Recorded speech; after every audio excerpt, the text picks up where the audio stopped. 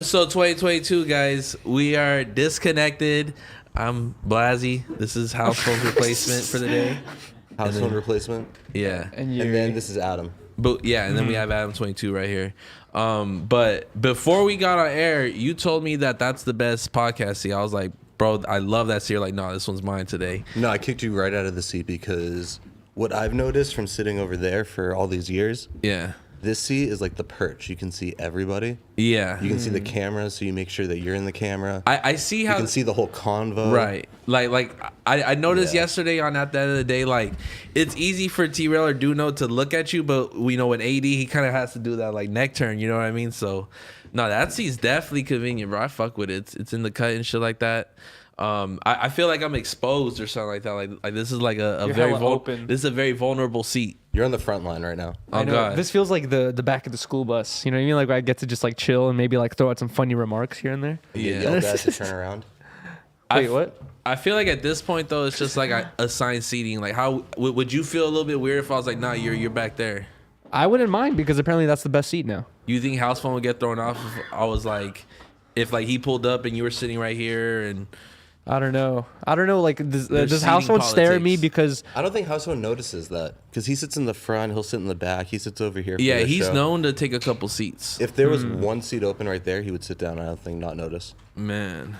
But, Yuri, bro, how's it feel to come back from fucking Hawaii? Bro, it feels weird, man. Like, I just want to live there now. Why? You know what I mean? Like, it's just fucking awesome. I've never been to Hawaii. Do you feel like a local?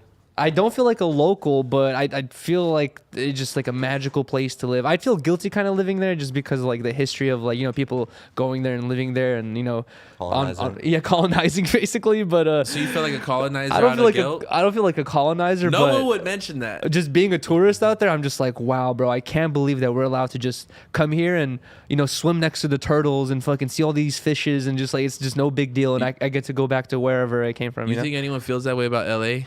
No, bro. Honestly, you know what's crazy is like I was talking to two locals out there. Shout out to Abdul and Elvis.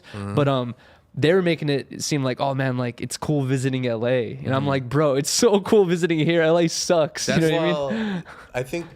I mean, being out in Hawaii is so nice. It's so chill and relaxed. But I think after a while, after a couple of years, there's probably not that much to do. Exactly. Yeah, they're jaded to it. You can come here to LA and do shit in a week that you couldn't do in a year. You think that? But like, yes. The interesting thing is like, I'm pretty sure Yuri and I could relate. Well, Yuri could relate with me. It's like, you know, when I had like friends, like when I was in my early 20s, like asking me like, yo, I'm coming into town. Like, let's go do some shit. It's like, bro, I do not want to go to fucking Venice Beach. Exactly. You know what I mean? Because we burnt that shit out by the time we were like 15, 16. Shout out to Potlord. That's true. But nah, I don't know. It's pretty interesting, but I also do meet a fair share amount of people that like are just tourists and they love just fucking going down for fucking coffee or some shit down the street. You know what I mean? You know what I think it is too? I was talking about this with Riley, where like when we were out in Hawaii, every day we were like, what are we gonna do today? We don't want to waste our time, right? In LA, because we live here, we wake up and we're like, you know, I might just do this today. I'm not gonna go out too much. You know what I mean? Like it's like you have two more relaxed days in the place where you live, and you don't treat it as adventurous. Might have forgotten you out, but you were only there for like what, like 3-4 days? 4 days. Oh my god, that's not enough time to travel. Yeah, I know. Everyone was telling us that. Like, oh shit! Shout out to Nate Richter. Shit. What the fuck? What up, bro? Shout out to Golden Days. But you know what's funny? Also is 4 days, bro. Like that's just a long weekend. That's like you gotta do some. That's laundry. why I want to go back. So like bad. 10 days is like suitable. 4 days is Vegas if you're like that freaky. I feel like it took me a day or two just to adjust to the time. Really? How long were you out there? 5 days, 6 days. Dang. Because the first day you kind of just want to like just stay in the hotel, get, you know, you got jet lag or whatever. You just want to eat, just chill inside, maybe go out at night. I feel that. But yeah, like I don't like what the fuck did you fit in your itinerary? Because I think it was either you or Riley who told me you guys didn't really have much planned for this whole shit. Honestly, bro, we did so much cool shit, and I honestly want to keep a lot of stuff secretive until 10 Talks. I just wanted to squeak on a lot of this on 10 Talks, but I do have to say, give the exclusive story. There's a lot of exclusive stories. Can we give them a cliffhanger? To tune into 10 Talks on Sundays? Give us one of the many stories. Well, let's say Riley and I almost got arrested out there. We almost got canceled. We immediately got into beef with the local 10 minutes on the island, or I did. A bunch of stuff. Smuggled weed. All right, here's a good way. Let's talk about your rental car story because I heard about this. This is a good way to start your vacation. Honestly, right off the plane. This is a bigger story than it seems. Like this is a thing where it's like I'm the little guy who can't sue for false advertising because I don't have the money for a lawyer, right? Okay. But if there's a big enough group of people such as me who are pissed off about this, we can get some lawyer to represent us and sue this company because Riley and I freaking rented a Jeep. A 4-door Jeep, you know, even a 4-wheel drive Jeep or whatever. We get to the place and they're like, "Oh, it says in the fine print, it says 4-wheel drive Jeep or something similar." And it's just fuck no. And I was like, "What do you mean something similar?" And I was like, "Okay, what do you have that's similar?" And then it was basically a front 2-wheel drive SUV. And I was just like, "That's not similar at all, dude." Like, what? Oh my god, it was so. But you bullshit. weren't expecting like a big body SUV or anything like that. I wasn't expecting big body. I was expecting what we saw in the image. You know what I mean? Like we clicked on an image. 2019 product photo of the car. No, and you shit? wanted to ride in the Jurassic Park Jeep. Yeah, something like that. You Something thought like you that. thought you were That's gonna what have you're a looking for. fucking the top down and your hair was gonna fly in the wind. I wanted to drive on the lava. You know what I mean? Flowers On top of melting lava. Damn. That would have been sick. Okay, so you didn't read the fine print. Go on. That's some bullshit ass fine print. It's like buying something from your store and it says like you'll get this T-shirt or something similar. You know what I mean? Like you're like, what? What do you mean or something that's similar? fucked up. Right? That's what I'm saying. I was like, bro, we purchased this specific thing. If a restaurant did that, I wouldn't eat. No one would eat there. That's what we were getting right there. That's a good deal. Right? $24K. We're not buying the thing. We're renting it to buy this Jeep. Wait.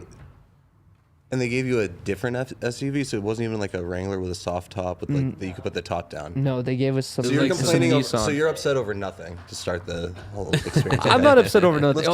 I know there's more to the story, so let's go. Okay, you want to see the real frustration here? And I feel like Josh will have a good a salesperson Damn. perspective on this, right? Josh, okay, what do you think about this? I go to the lady. Number one, Riley and I stayed up until 3 a.m. the night before getting the shit rented so that we could get off the airplane and hop into a car and not deal with any renting process, right? So we stayed up hella late just so we could do this, go to sleep, barely, have any sleep, whatever, get to the place. Anyways, we get to Hawaii, we get to the line and we realize it's like a long ass line. We wait like 30, 40 minutes in this line, finally get to the lady. And then the lady starts asking us all the same questions that we answered online. And I'm like, 5 questions in, I'm like, hey, why are you asking us all the same questions we had already answered online last night? Like, that's the reason why we stayed up last night to answer these questions, so we didn't have to do it right now. And she just like, you did it off some third-party website, so you gotta do it with us as well. I'm like, all right, whatever. Okay, that's some bullshit. And then she continues, and then she asked me this question. She's like, who's your liability cover or whatever? Like your insurance or whatever. And okay, right? She's like, who's your liability coverage? And I'm like, are you talking about insurance? She doesn't say yes or no. She says, "Who's your liability cover?" I'm like, "Are you talking about insurance?"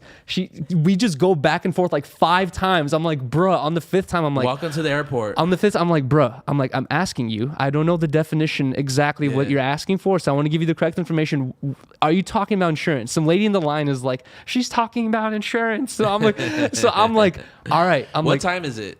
It's like 1 p.m. Oh, okay. So and then, or she like has noon. no reason to be a bitch yet. And then I'm like, bro, I don't know what insurance I have. I was like, I think fucking Geico. And then she goes, oh, hell no. Did you just say fucking? She's like, get out of here right now. Shut the fuck and up. I'm like, bro, we just waited 40 minutes in line to deal with this bullshit. And now you're going to kick me out for saying fucking? And she's like, get out. I'm like, bruh. And then guess what? I go outside and there's like a long ass line. It's even longer now, probably like hour and a half Fuck line. No, bro, I'm staying there. Bro, I go You just shrugged your shoulder and just did the hand thing and There was left? nothing to do. What am I going to do? Like just keep yelling at one another? Go on the floor, start flapping your hands, bro, and like That would've ask been a for good the one. manager. Well, she says, go outside, wait for the manager, right? I go outside and I see that there's like a long ass line, even longer The than manager before. line? No, not the manager line. The line that we were just waiting in previously, right? And I see all these people waiting. I'm like, this is a terrible business. I'm like, fuck this business. You guys don't want to support them. Like, they're gonna fuck you over. And Did you record it? No, I just ranted for like 5 minutes, screaming at a bunch of random people, and they all ignored me. Do you want to want to discredit this company right now? You want to shut them Thrifty? Wait, suck a dick. No, stop before you discredit this innocent company. I just want to. This is what I heard. So you booked the rental through a third-party app that had nothing to do with getting them the info, which wasn't their fault. So you have an issue with the policy. The manager.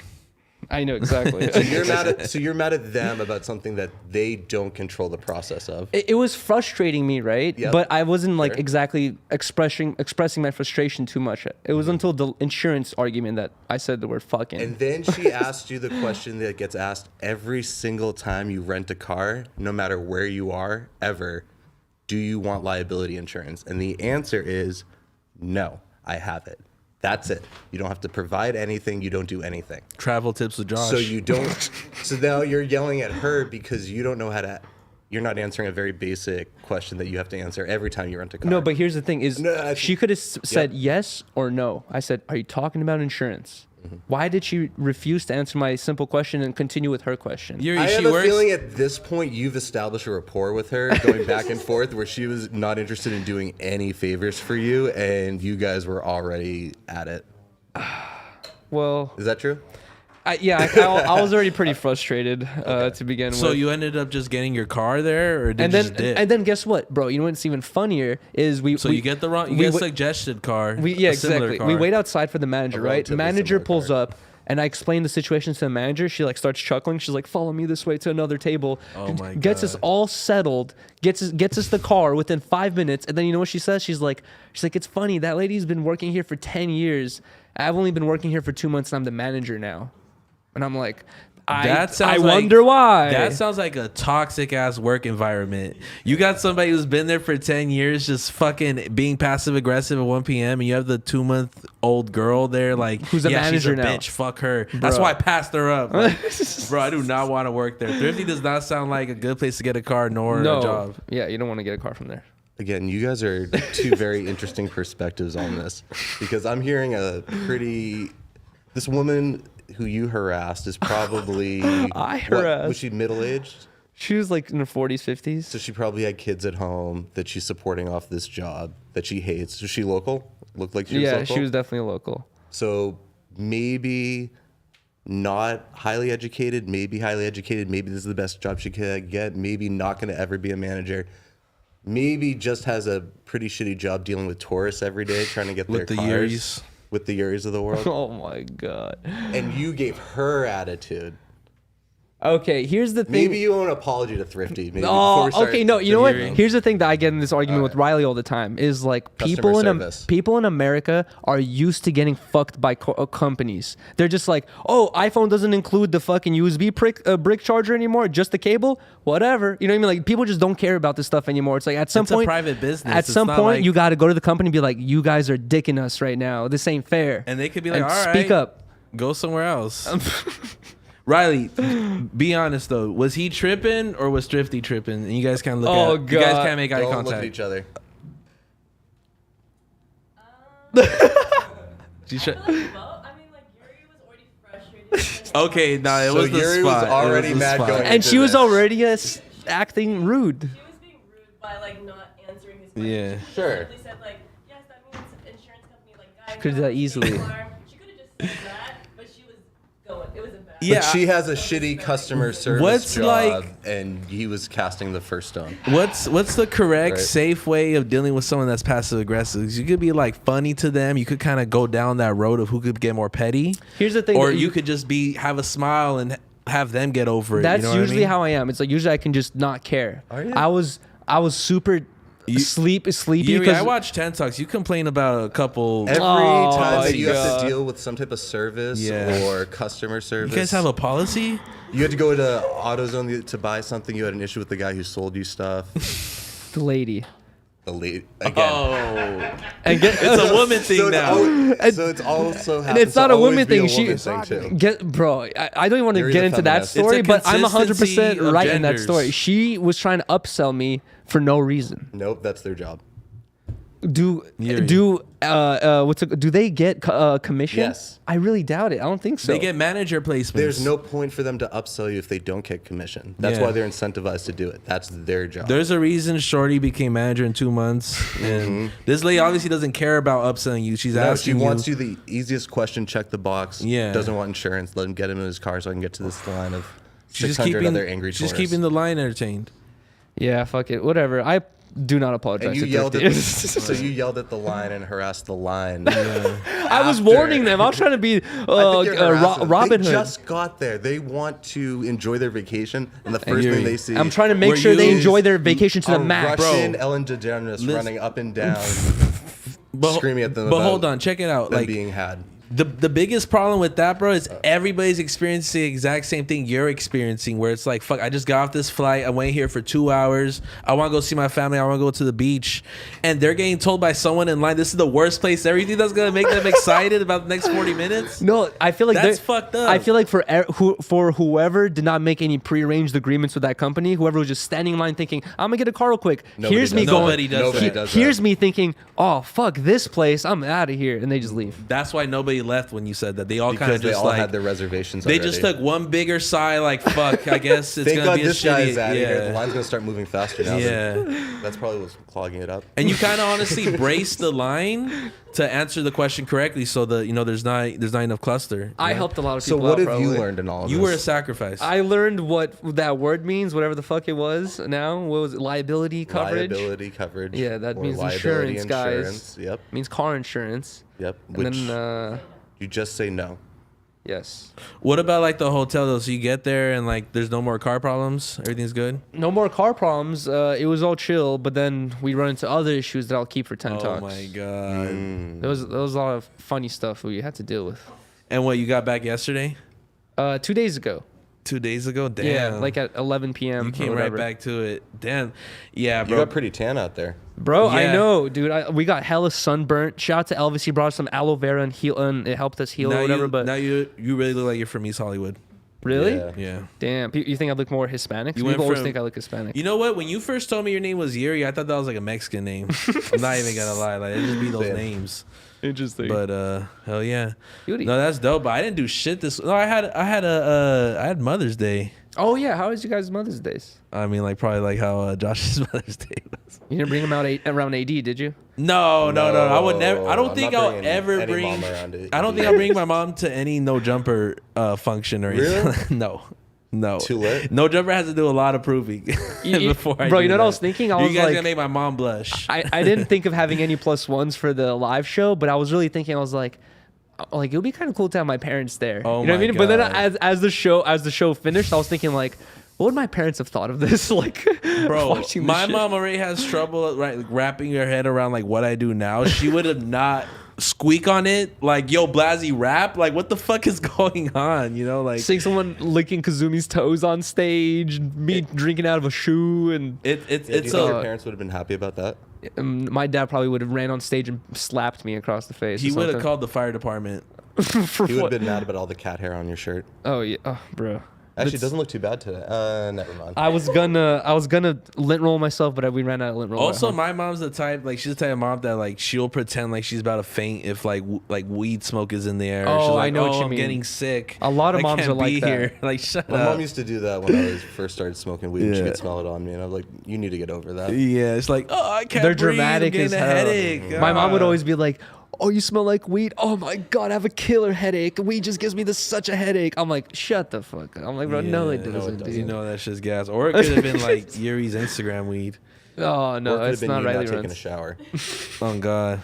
That could have given her a headache. My too. showering policy kind of changed once I moved out of the house. I feel like I started showering less once I moved out. When I was at home with my parents, it was so easy to shower every day. Why? You have the same amount of shower What the access. fuck, Yuri? I feel like I was. You wake up and there's a shower there. I had more free time. I feel like. I feel like everybody showers less when they're technically with their parents, like when they're fucking teenagers and shit. You know what I mean? Like I feel like I shower like way more. Yeah, you get more responsible. I'm doing a good 6 days out the week. 6 days. You know, like 7 if it's holiday weekend. But like, you know, when I was living with my parents, you know, good like 4 will get me through the week. You know. I don't know. During the summers when it gets hot out and you're doing shit, you might take 2 showers during a day. And I like taking baths too, so but that Oh. doesn't That's really just count as wasteful a, and yeah.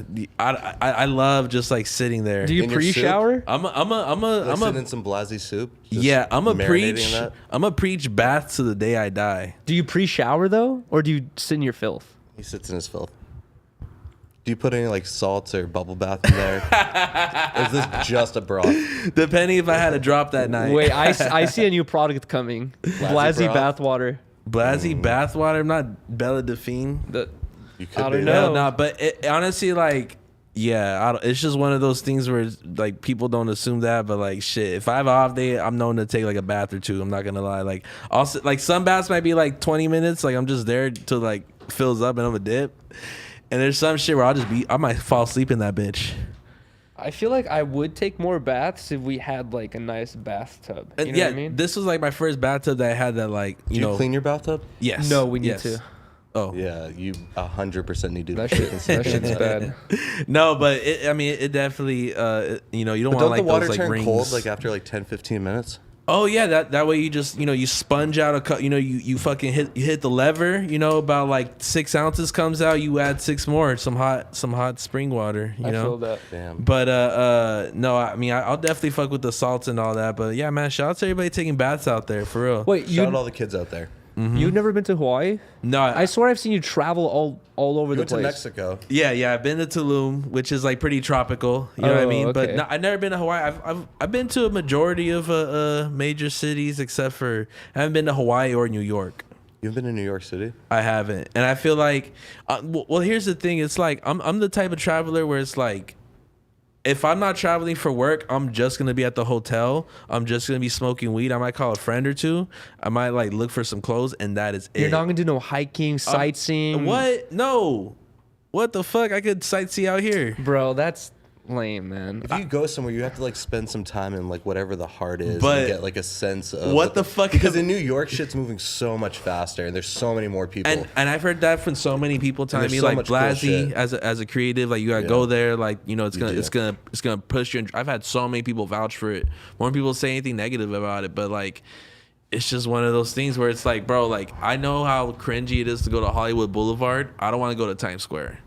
Yeah, Just off of you know that what's even conception Okay, of like, but just because it exists and just because people clown it doesn't mean you shouldn't experience it. It's kind of no. I but know does what it he's still saying have because that glam, because you probably Yes. visited it as a teenager. Yes. You know what I mean? You grew up like not too far from. No, like Hash Brown Town's only like 3.5, 4 hours. from Yeah. New York damn, City. that's hella close. So you Especially probably when you saw find it out. when it was like, And my grandparents lived out there, so we were going there a couple times a year. I think pre-COVID, at least in LA, like post-COVID, like tourist attractions are just burnt out. They're just homeless. I was gonna say structures. I kind of agree with you because I grew up literally like a mile away from Hollywood Boulevard. I can go there any time of the day, like within 5 minutes. And it's always been a thing where it's like, I know walking on the boulevard, I'm like, it's not cringy because I know I'm a local. But whenever I see tourists walking around trying to have a good time, I'm like, bro, you're going to get gypped for some CDs that have some blank CDs. You're going to meet a bitch-ass Superman. But Yeah, that you're gonna happens see in some. Times Square too, but it's different because it's a different type of person, and then you can see the differences and similarities,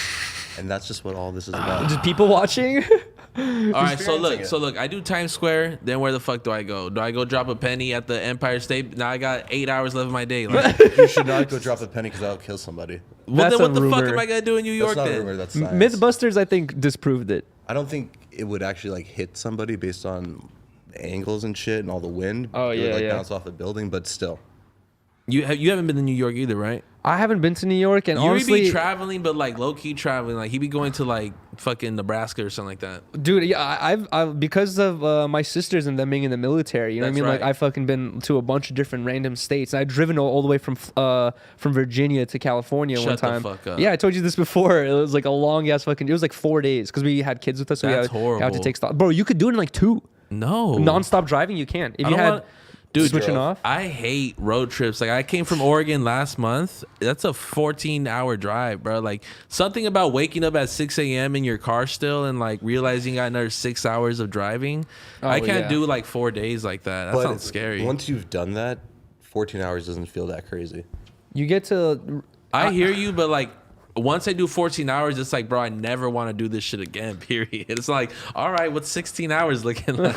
See, because when you drive cross country, the part of it is just kind of experiencing everything around. Yeah. there You get to and see seeing the shit, difference. exactly. You see get old to- America and shit. You see this really flat ass part of America, Bro, which is for a huge chunk it's of so it where trippy, exactly. There's no geography. There's no like up or down. Everywhere It's you just look, it's just flat. boom like that. It's insane. Apparently, it's because an ice sheet was fucking going across America and flattened everything out. But like, I get like the first hour of that. I'll give it an hour where it's like, whoa, America's a trip. But like a whole day, you're gonna get bored. You have to be the type of person who's interested in like nature. I feel Different type of flat areas and the country. Yeah, because I kind of topography, imagine geography. the whole like Oregon Trail and like the settlers as I went from one coast to the other. Exactly. Yeah. Like, damn. So at one point somebody did Exactly. some variation of this. That's what I always think to myself is like someone did this first. You know what I mean? Like was here first. Chilling. I thought about that in the trips when I used to go just from like New Hampshire to New York. That these are trails that were being used in like the 1700s by like horseback and were like Wow. day trips or a couple day trips. Dude. And what that travel must have been like. And now we're doing it in 3 hours and it feels long. but it's Yeah, nothing. they're putting their fucking meat in like ice coolers and shit like that. Bro, I was watching this thing about Hawaii, how when their tourist industry first started, people would take boat rides to Hawaii, and the quickest way you can get there is a week. Bro, it's you would spend a week just getting there. Hawaii, for context, is closer to Japan than LA. Wait, Hawaii is closer to Japan than LA? Yes. Jesus Christ. It's damn near an Asian. No, yeah, it's close to the Polynesian Islands or whatever. Yeah, it's actually, like you look at LA like it's miles and miles and miles, and then you hit Hawaii, like, and then you get to like Indonesia and shit. But like it that. still is like if you look at the map, Hawaii is like kind of like dead middle in the Pacific Ocean. It is. Look at it. For real. Yeah, Yeah. it's like right in the It's fucking kind middle. of scary Can't if talk you're facts. like, if this plane goes down. Bro. Yeah. But going back to what you're saying, bro, like fuck, I can't imagine boating, bro, in the 70s, because it's like if you boat now in a rowboat, you'll get there because you have GPS. You could call the police if you need to. A rowboat? A rowboat? This is the ocean. This is the open ocean. Okay, but like the You seen big, Moana? no, but like whatever boats and ships they're having in like I the disagree with 1700s, you. but like. I think it was better back then. Bruh, how the fuck are you so confident that you're going the exact same Bro, like, because direction? That shit I was does just not feel watching a good. video about this yesterday of how the fools got to Hawaii. Bro, they would use not That's only just right in the middle. they would use the stars. They would Japan ain't follow. close at all, They would sorry. follow the bird No, paths. it might be Australia. No, maybe it is Japan. And then there's some islands Or in the is middle this too. or is this American propaganda? Ooh, Damn, I mean, it doesn't look. there's no to reason. scale. Fuck it, bro. Old school boat navigators, where I think like a we're middle we're school doing project. just as good of a job, if not better. I would say. You think so? But like, bro, like, I mean, look what happened to Christopher Columbus, or like someone in the comments is But gonna be he- upset that like but he he was- wasn't the one who discovered America. But like, bro, he thought he was gonna go to India. Like that's. But so he was a rich upsetting. dude who bought a boat and had money for a bunch of like workers. That There's doesn't mean there's like the Polynesian Islanders who are like expert fucking boaters. You know what I mean? That's their whole life is being on boats and taking boats to certain directions. They're super good at that shit. Yeah, again, I'm you just need to trying see to- Moana. I'm just trying Exactly. to say I'd rather boat in 2022 than in 1802. Yeah, It's safe to say because that. Yeah. Here's the one thing: they might be better and more skilled at it, but if you go down, there's a much better chance of getting in contact with somebody who's going to save your ass. You go down as a Polynesian 200 years ago. Yeah. Someone's gonna. I've seen Apocalypse Now. Bro, I've been telling Riley we need to watch that. Such a crazy movie. That's a movie you gotta watch like 5 times by yourself though. By yourself, nah. Too much talking, you know what I mean? Like I still don't understand what the fuck, like why the fuck they're on the island. Like the first 2 hours, They're is just like, sacrificing people. I That's where get they it, but live. like the first 45 minutes to an hour is just like I don't know. It's buffer. It's a good movie. Yeah. It just shows you that, like, I don't know. I feel like when you're taking history class in school, they show you all these like certain parts of history that are like interesting and like, oh, these people invented math and these dudes invented this, and they didn't really talk about like, oh, they also used to do this. You know what I mean? Like you're like, oh shit, every culture has this crazy past of doing kind of weird shit to one another, you know, for spiritual reasons. Oh yeah, for sure. Fucking you know, the Aztecs fucking ripped hearts out and shit like that. That was an Apocalypse Threw Now. them down. Yeah. No, that was an Apocalypto. Oh, Yeah, so I two have very different. I have Very the I have the different movies movies. confused. Sorry. Apocalypto is a weird movie too because it just keeps getting worse and worse. It's like you have hope for this guy, but not. Apocalypto is the one I was talking about. Yeah, Apocalypse Now though is a 4-hour like fucking Vietnam movie about some sergeant who went like AWOL and like adopted a cannibalistic like community, and like they all represent him and they kill all the American soldiers to try to come by. I don't know if that's accurate or not. No, that was a much better description than the one Yuri gave. A completely different movie. I was confused. But anyways, how was your weekend, Josh? My weekend was good. We came back. We went to Disney at the end of last week, which is why we missed your surprise party, Disney looked hella fun. Yeah, we need to talk about that which too. I definitely Did- looked hella fun. Did you expect that surprise party? I did not expect. I a feel surprise like party you at all. did. I did not even. I'm telling you honestly, not even a little bit, not even one drop of like, is there something gonna happen here? Like, not even How a little did they bit. convince you to go over there? Okay, so there was a couple red flags that like I did notice, but it never brought up any assumptions in my head. Number one, when we were doing the podcast, I was like, everyone's trying to kick it, right? I was like, let's go to our house to kick it. Everyone in unison, no. And I was like, damn, like people don't really don't want to kick it at our house. Like I was like, what the fuck? And then what was even funnier is Blasie's like, oh, you should come to the warehouse. And then I was like, I guess I'd be down. I look at Riley and I was like, I'm down. I'm like, that's weird. Riley's never down to go to Blasie's warehouse after the disconnected. That's strange. She wants to go home immediately usually. I was like, all right, that's weird. And then we head over there. And then what's funny is like when we get to the very front door. All right, go on. When we get, she's never been there. But when we get to the front door, I get a notification on my phone. I'm like, what the fuck? As we're waiting for you to open the door, God, yeah. I look at my phone. I'm like, it's Riley G just went live. I'm like, what? She's right here next to me. I'm like, babe, you accidentally went live. And she's like, oh fuck, sorry. And like, and turned it off, I guess. My God. And I didn't notice that she was doing that to try to stream it.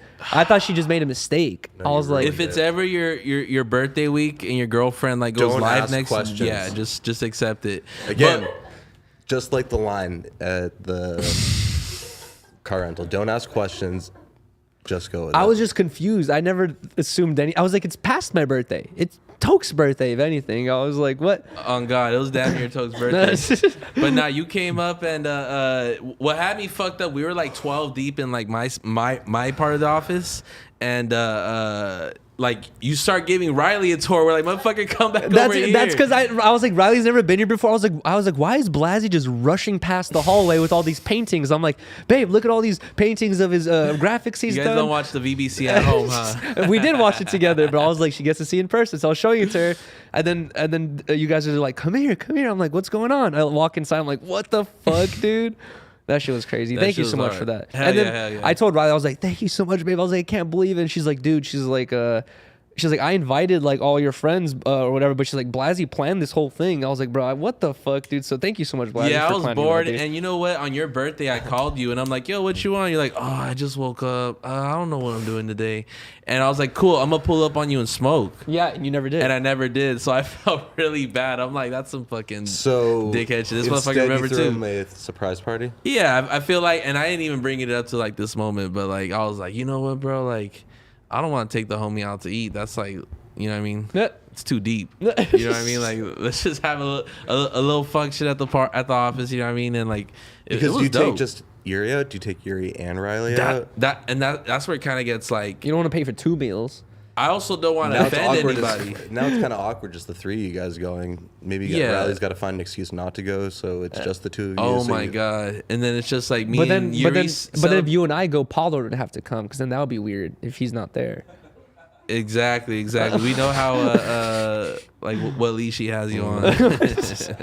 But dude, I couldn't believe. And also a huge shout out to everyone in the Sandbox crew who helped set up for it, because the table had orange coverings, there was orange balloons and everything. And Riley's like, they helped set everything up. I was like, bro, that's crazy. Thank you guys so much. We got you a fucking no problem. The cake- Shout out to the Sandbox, man. Shout out to the Sandbox. Love you guys, but no, the cake. Yeah, tell us what the cake was. The cake was a giant. Kind of looks like your shirt. It was a giant cake, and it had a fucking like a tent and a fireplace and a little Harmonious Man logo on top of it. It was super cool. Did it have a blunt, or am I tripping? I don't know. I think that was Maybe. the tent.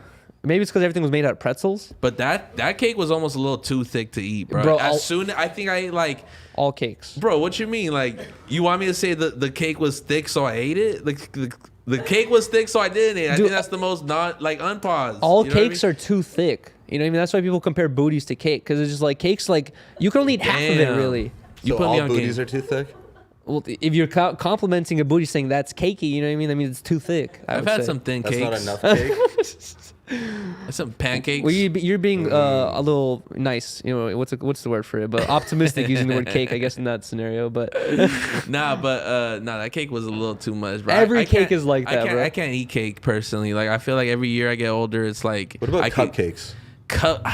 They're like baby cakes. You know what I Nah. mean? Like, I don't know if I could necessarily fuck. bro, you know what it is in my head? Like when I was a kid, I could eat all the sugar I wanted, but now I'm thinking like I drink, pretty often or whatever. That's a lot of sugar in my bloodstream. I also drink Rock Stars. I'm like, bro, every time I want to eat a candy or something, I'm like, nah, like I'm about to intake. You got a crazy heart. I'm about to intake a bunch of sugar tonight. Instagram dabs and Rockstar. Instagram dabs. You be taking Instagram all dabs. those dabs, all that other sugar really isn't going to measure to the little bit of sugar that candy is going to provide.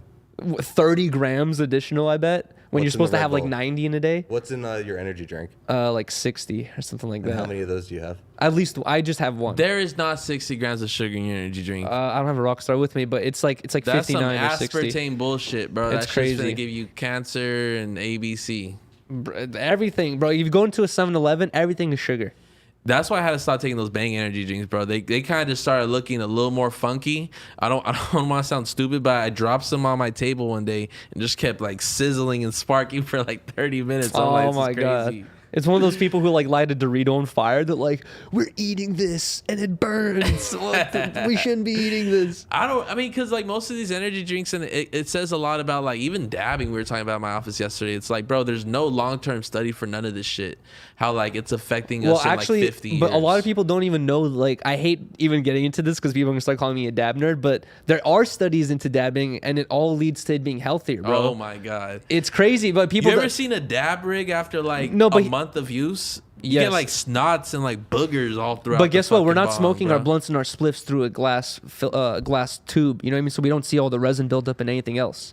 We see the resin built up in that because we have to use the thing or whatever. So you're right? saying we should be dabbing here more than we should be smoking? All I'm saying is when you're buying the best weed possible, it's like what? Let's say 30% THC, right? So out of a blunt, 30% of it is actually the THC you want to be smoking. 70% of it is just empty plant matter that you're smoking just for no reason. You know what I mean? You're putting smoke in yourself for no reason. So when you're taking a dab, you take one dab, which for most people, that would get them just as high as a blunt, where in a blunt, you're intaking smoke like 50 times, where in a dab, you're intaking smoke one time. It's 100% THC, no, just plant matter, and you smoke less and you get just as high. I think we should, as a no jumper crew, I think we should all get like x-rays for our lungs. I'd be down. It's a lot of talks about like who's the biggest, huffiest, puffiest smoker. No. Let's take it to the doctor's office. No, because I know what...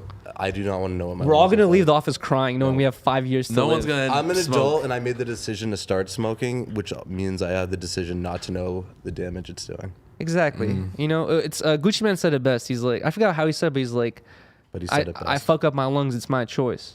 Did he say that? Yeah, he did.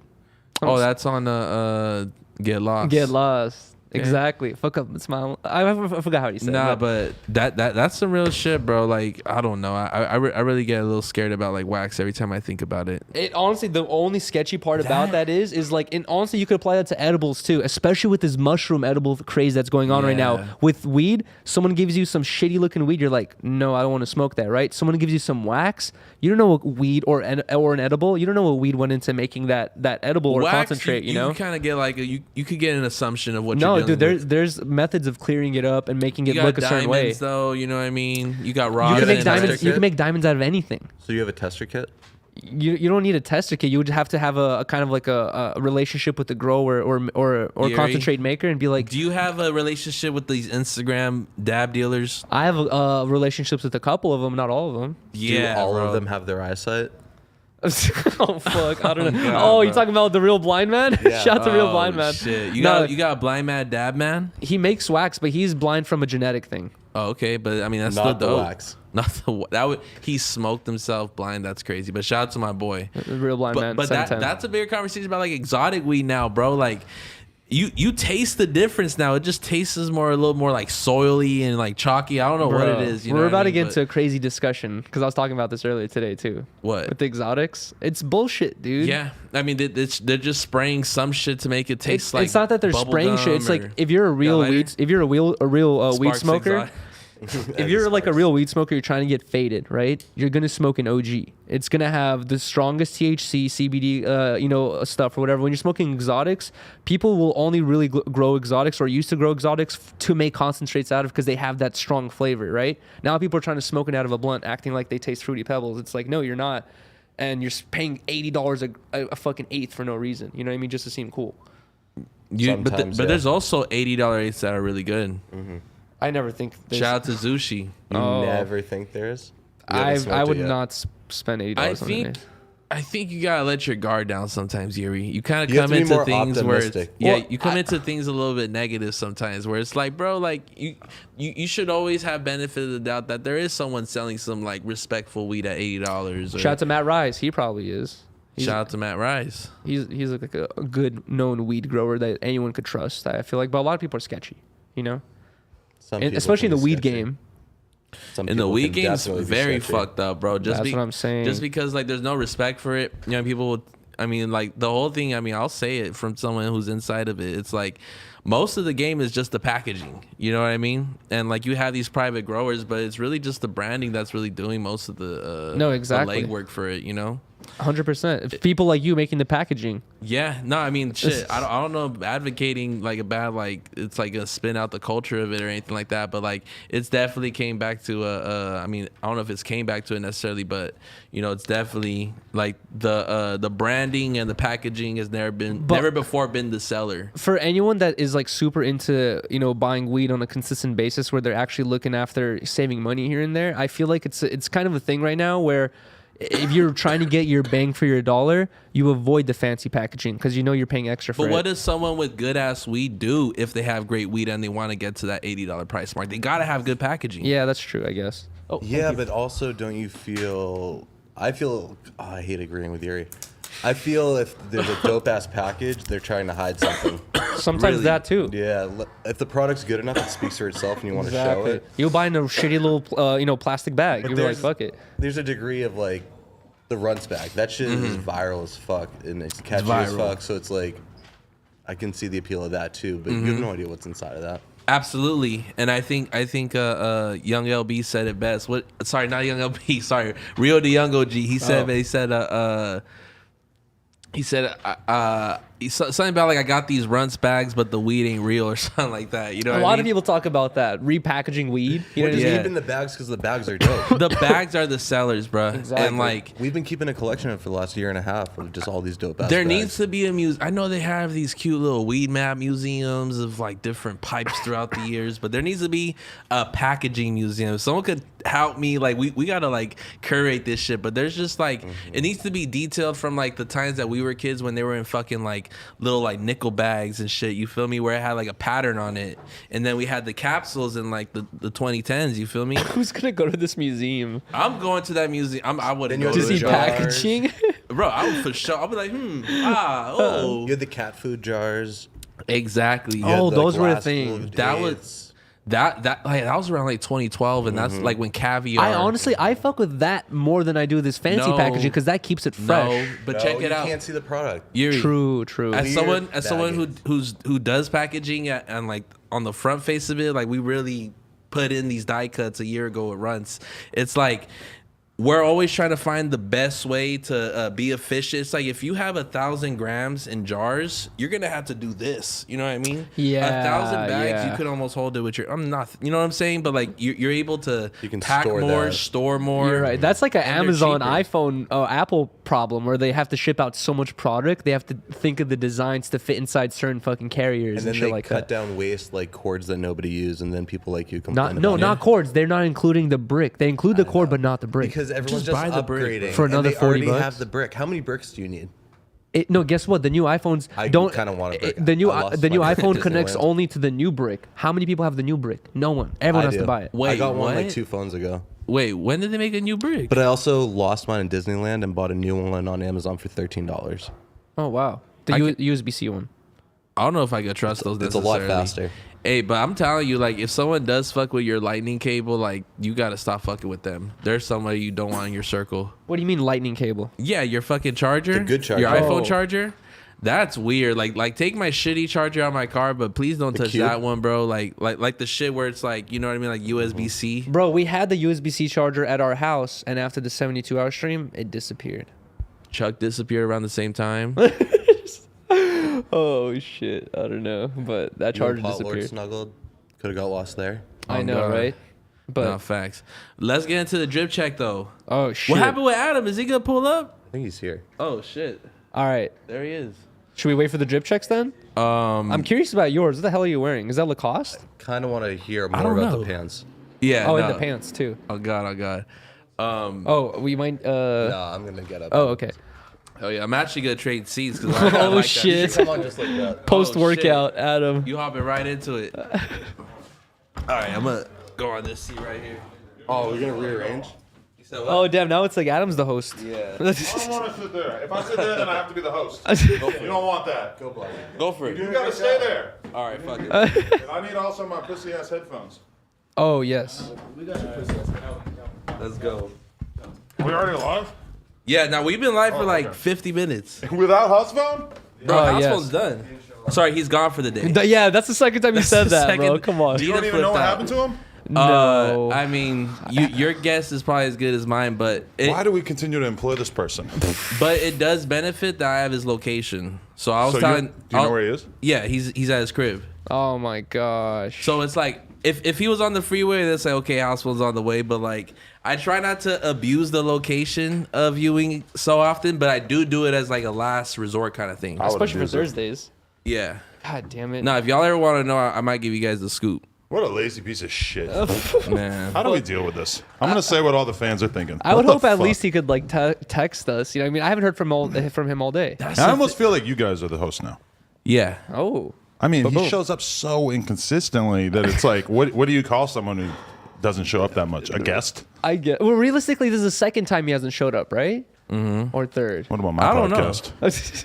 Oh, I know exactly. It's probably countless at this point. I don't know. Nah, but the thing about Housephone is like, bro, it's you honestly gotta accept the unexpected. You know what I mean?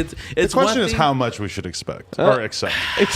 I mean, He's the wild card. Well, that's the thing. It's like I'm not gonna put myself in a position to be like tricked and like really be like full heartedly like believe what he plans on doing. You know what I mean? Just for the fact that everyone's been fucked over one way or another. You know what I mean? Yeah. Trevor has a terrible tale about that. Oh do you yeah, do some to Trevor? dogs. I promised him some dogs. Yeah, he set up like a big like video shoot for like his rapper homie. Okay. And he was like, "Yo, where can I get some Dobermans?" And House was like, "Bro, I got you." He's like, "Bro, but are you sure? Like trust me, I can find somebody on Google. Are you sure?" He was like, "Nah, I got the guy."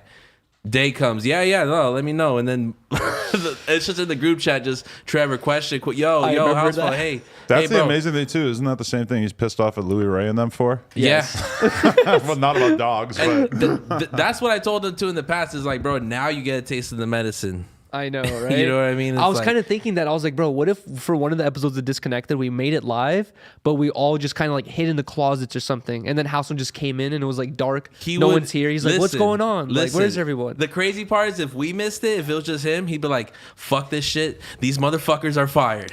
You know? I think, okay, like a court of law, there needs to be like a system by which, like, if you miss enough episodes, then eventually you just are like put on probation, or you're, you know, you kind of get like revoked, and then like the vice president or the first lady becomes in charge of the whole deal. I don't know, because there has to be something. Like, we can't just let him keep not showing up. Right, like that. It's an untenable situation. I don't It's think- it's disrespectful to the platform, and it's like, I understand. Speak on it. I've only really given him so much leeway because of the shit with his mom. Because if it wasn't for that, I kind of feel like I already would have said this ain't working out. Because it's really fucked up. And the fans see it. And the fans at this point, like, the fans always love to give a fuck up a second chance, you know? No offense to him, but, you know, obviously. And it just feels like the fans even have realized, like, this is not okay. Because I watch a lot of podcasts. I'm familiar with a lot of podcast networks. The Comedy World, you know, Poker, BMX, whatever. Like, I pay attention to rap, Right. all these different fucking worlds. I never seen anything like this. Of a host not showing up. It just doesn't happen. Like, I just, right? like, you know, maybe once in a while, and they talk about it like it's this really serious problem or whatever. But for the most part, we've given him more second chances. And I realize I'm talking too much since it's not my show. But we've given him so many you have second to speak chances on it. that at a certain point, it's just going to have to be like, we But what can't point? really let you. Yeah, because he's already so far past the Should point. it be like just 5 like, okay, you have 5 tardies? 'Cause, I mean, eventually at school, in high school, they did that, right? It's Yeah, like, after a if certain you point. miss 15 days, like, all right, you just out of here. But any reasonable number of chances that we could give him, he's already clearly passed, unless we start the clock now. I mean, yeah, you just gotta we gotta give him like a cease and desist of like. No, what's it showing called? up. Like in Christianity, where you can get rebirth or rebaptized. We honestly need a baptized Housephone. No, but I agree that A there should be, rebaptized. if you show up for every show for a month, then maybe one of your strikes You have a gets sick removed. day. It's like a strike on YouTube, really. Yeah, I know, right? But or you get a from sick your day. employer. You know. Yeah. But you know what's even crazier is I was about to miss today too. I was about Oh to my text, God. disconnect the group chat, and be like, "Guys, I don't think I'm gonna be able to make it," because I was vomiting like crazy That earlier would've been today. wild. I was throwing up nonstop. Were you? From Yeah, what? because Oh okay, my so you God. know that truff sauce that we get sometimes here. love it, yeah. I took the truff oil sauce home. The truff I'm oil. pretty sure they're sending that shit from me. You're just taking it? Well, we were gifted it. I shit just is fire, too. sneakily take it. But anyways, This is what life is like as an influencer. You get your know, fucking right? hot sauce taken by bums. well, it's not hot sauce. It's oil. It was like a oil you cook with. Truff makes that as well? Yes, exactly. Wow, So okay. we got it's been sitting there for a while. So anyways, I didn't read the directions. It says you're supposed to use only a teaspoon. I used a lot of it. I cooked some wontons with it, and then within like an hour, I had to end my stream, bro. Like I was on stream. Why I was the like, fuck do you think truffle oil is appropriate to put as oil though? it just said oil, and but I was like, it's obviously like some kind of like some. You're not gonna put like vinegar oil for wontons. You know bro, what I mean? I've used sunflower oil, olive oil. I've used all these different Those are oils. I cooking see oils. truffle oil. I'm like, what is the difference? I You used know? to be like you, where when I was just gonna have to cook something, and it's like, oh, I need oil. Like any oil is the same. Like I'm just gonna use. I thought they anything. were. No, I lived like that for. It a will long help time. you to read the manual on the back. Like what not to use it for. Or yeah.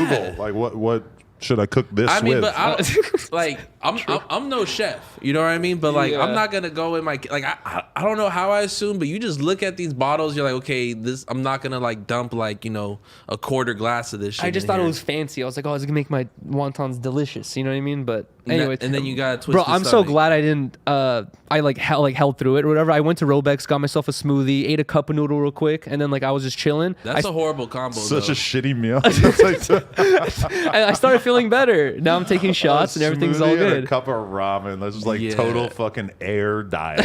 It made me feel better though. I hate when I hear people talk about eating a smoothie for breakfast. I'm like, man, the fuck up, Bro, Go get thank 3 you. eggs, 2 pieces of bacon, and a hash brown, I have or this- something And like suck that. shit. Dude, I have this argument with Riley where like in the morning I'll be like, "G, you eat breakfast?" She's like, "Yeah, I had a smoothie." I'm like, "That's not breakfast, But bro." props to the girls who can get away with eating that little for breakfast. Because realistically, what is a smoothie? Like 300 calories of fucking and they air put protein and water. in there and shit too.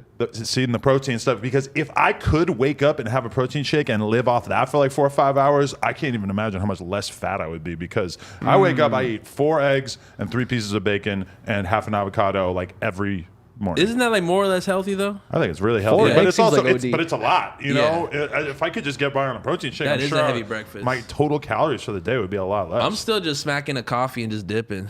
I'm still not a I coffee respect person. that, but Bro, you know what I'm really curious about? What? Is the drip checks right now.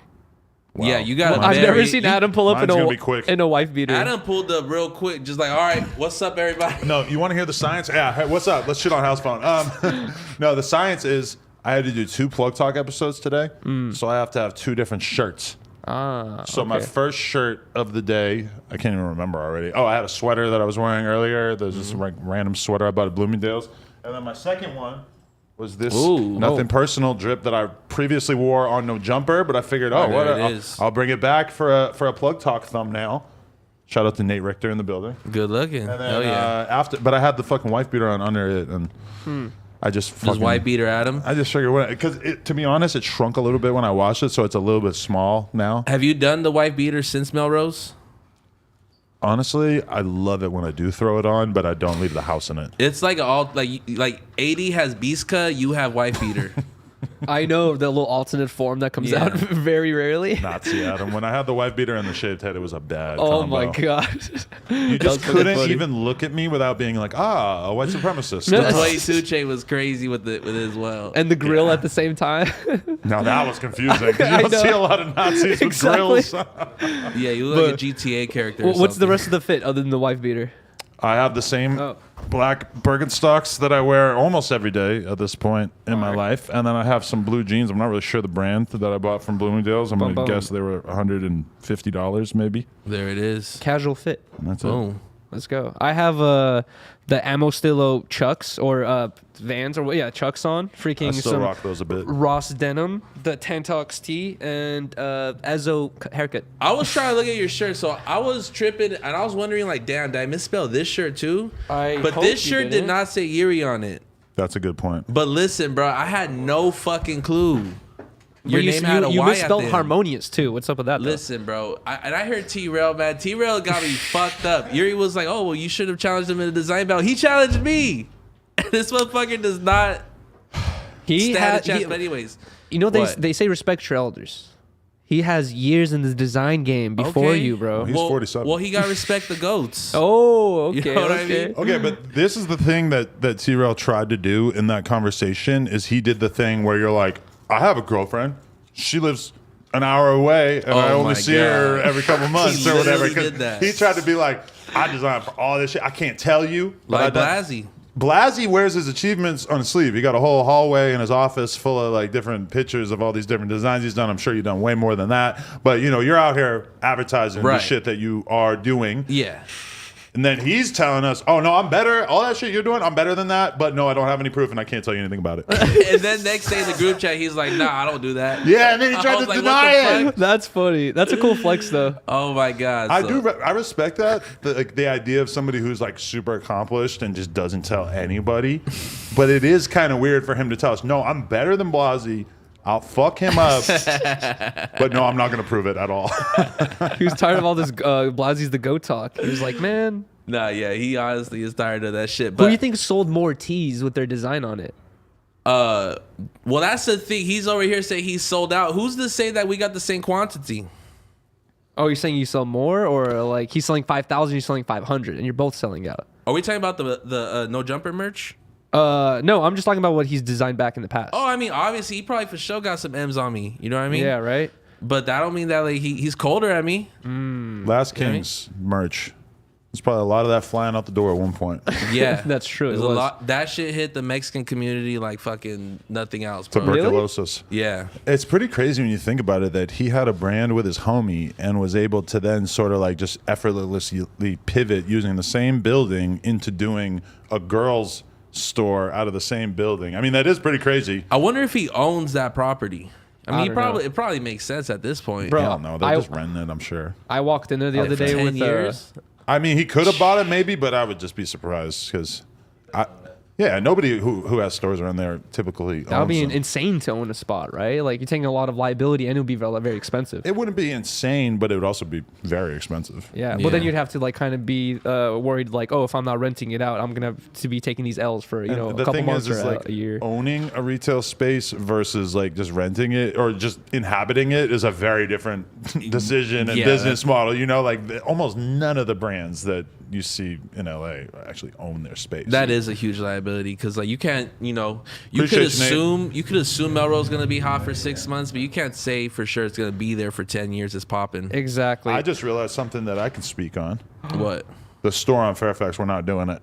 I heard. So basically, I'm going to tell the explanation of why for the fans out there who Ooh, are disconnected concerned exclusive. about the meta conversation in regards to this. So we found a spot. I always thought, we were on Melrose paying $5,000 a month. I always thought bro, a store on Fairfax, that would be crazy. But even at that time, the idea of spending $10,000 or $15,000 a month on rent just seemed impossible.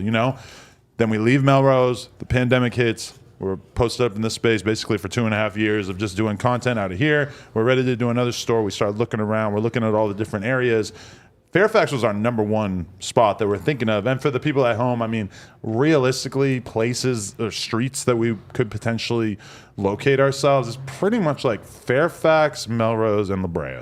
Yeah. In terms of Hollywood, I mean, you could go downtown. La Brea's coming up. It is. And that's what I'm hearing. And we are looking around there a little bit. But, there's not that many stores that are really that popping. And yes, we could go in more like a destination idea. We could have a store in a shopping plaza in the valley. Right. And realistically, we will have a lot of people pulling up just because we have a fan base. But the one thing that was great about being on Melrose is that you get a shitload of walking by traffic from random people. They're coming by. They got 10 Supreme bags. You know exactly why they're there. They look up. They say, oh, no jumper. Wow, I Right. watched this shit on YouTube. We just got so much traffic of people buying shirts and condoms from that. So, and I also feel like the thing about No Jumper is that if we're going to do a retail store, then we kind of we need to be in the middle of shit. We need to be where the people are already at, you know? And so you get mixed in. we start having the conversation about Fairfax, and the store has some problems about it because there's like tables outside on the street for COVID. Like the restaurants nearby need to be able to use these like booths outside. So that spot transformed in the last year. Is weird. They literally just established that whole like I know what you're talking about. It's just like a weird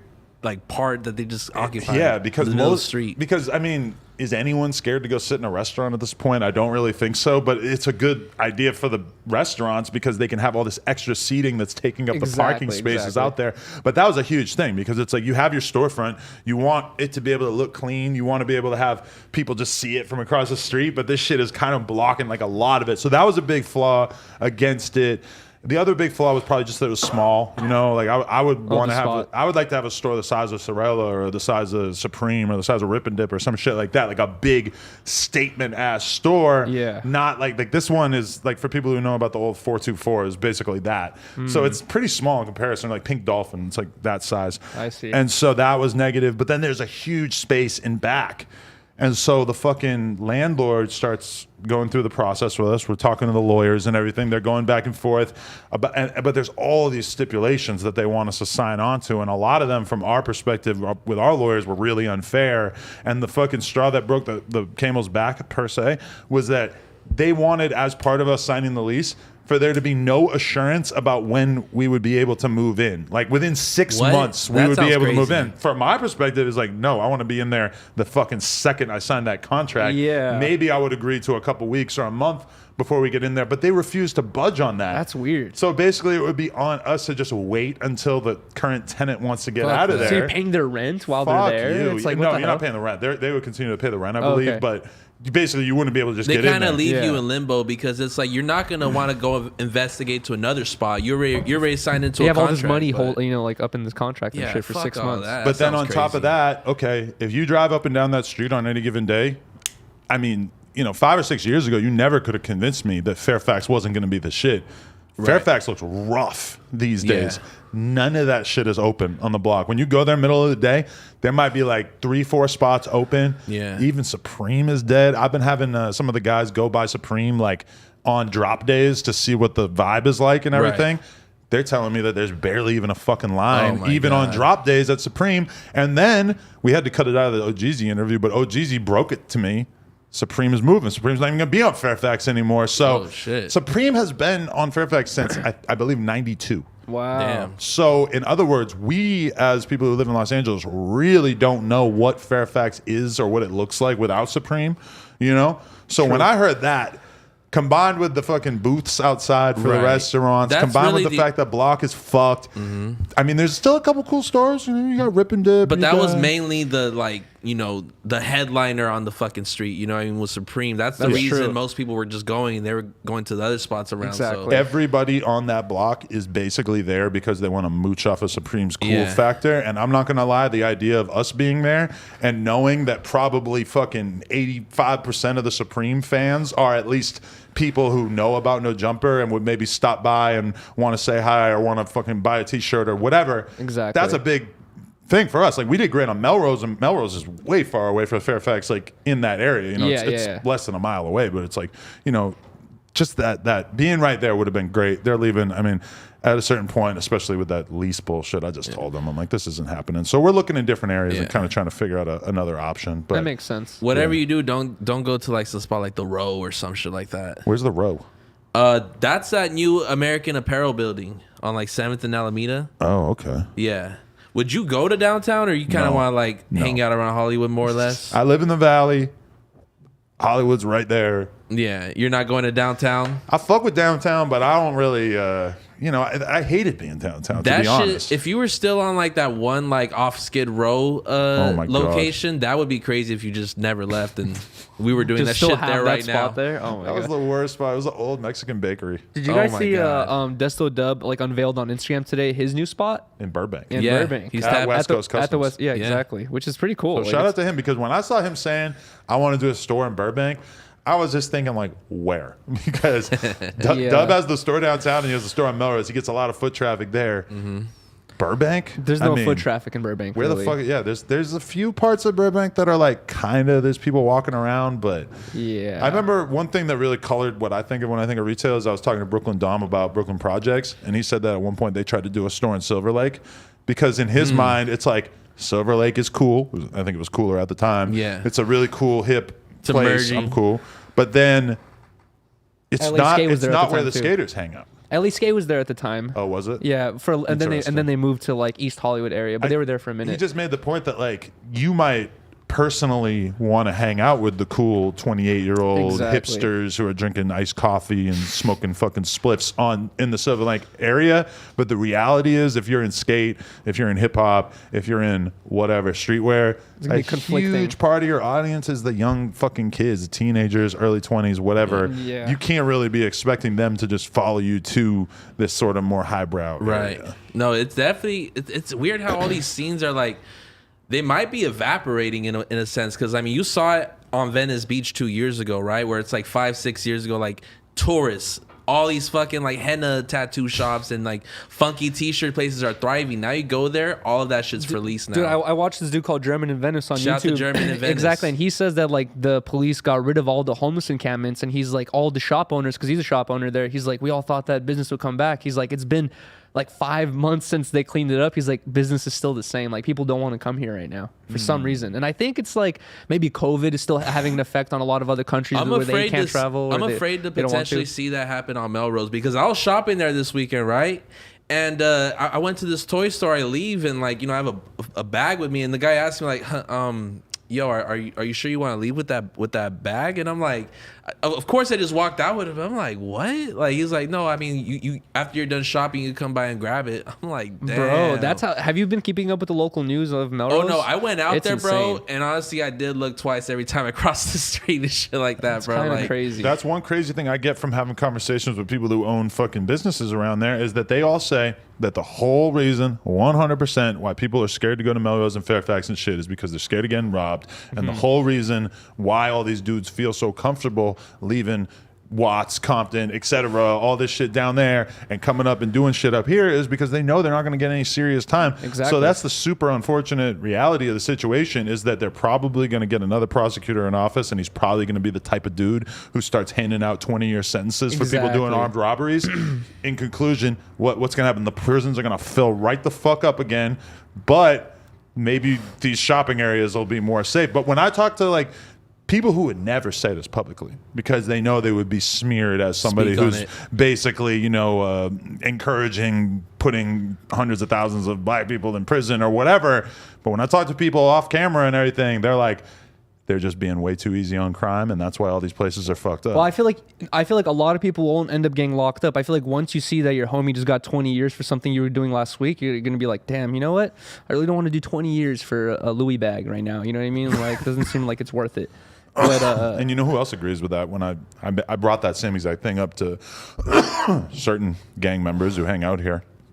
I'm like, do you agree that they need to start giving people 20-year sentences if they want that shit to stop? They're like, yeah.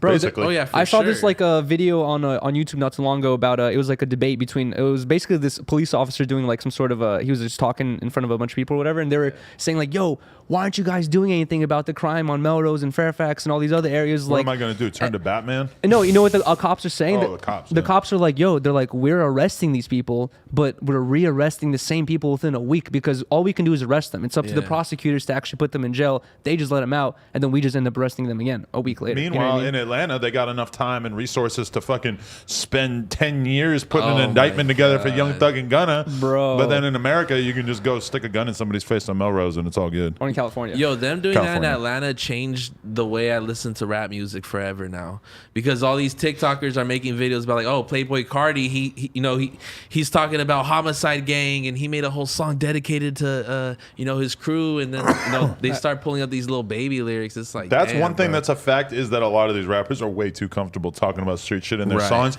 and thinking that because there's no direct link of them to certain crimes that it's all good. Like in the indictment, one of the lyrics that they're on Gunna about is we got 10 100-round choppers, which to me is basically just I have a gun. Yeah. I have a bunch of guns. Every rapper's been saying that. Not every rapper, but many rappers have been saying that since the beginning of hip hop. And now Gunna is apparently in a lot of trouble, and this is being used as proof that he deserves to be in worse trouble. I was talking about this with Toke, where like I was saying that I honestly, in my opinion, I'm probably wrong because I don't know too much about the law system, but in my opinion, I feel like they have to have proof that Young Thug gave someone X amount of money and said, use this for this plan, right?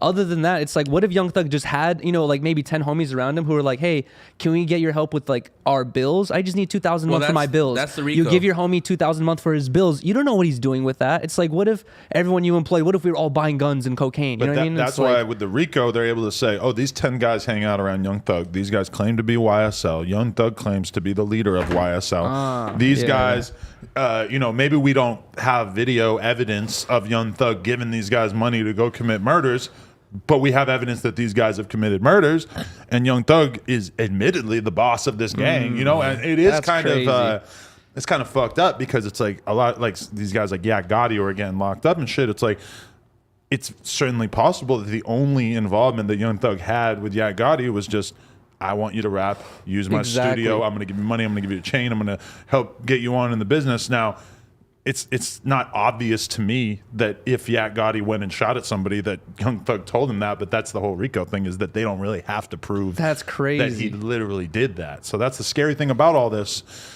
And I don't know, part of me is wondering, like, is this the great Atlanta takedown? Like, when everybody's worrying about and saying, like, oh, Lil Baby's going to be caught up next, it's like, are you fucking serious? Are they just gonna get everybody? Bro, it's like, I don't know. It's like what you're saying though. It's so crazy that they don't even have to have like concrete evidence. All they have to say, even it started with the mob. Academics said this. I'm not sure if he's like 100% true, but you know, a lot of stuff he says has research behind it. But or maybe I'm remembering wrong. But he said the only thing Gunna is charged with is just claiming YSL, which is crazy. It's like he signed the YSL.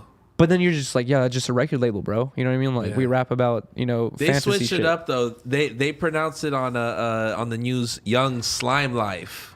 Instead of Young Stoner Life? Yeah, when they've always kind of like dressed it up as Young Stoner Life. So shout out Yves Saint Laurent getting all wrapped up in this. I know they're just like winning off. People are just Googling it. They're like, come to our site. What do you think the board meeting is like there when they're talking about this week? Like, okay, everybody, just want to remind you, we didn't have anything to do with the murders and the drug dealing in Atlanta. We are a separate brand. We don't know those guys.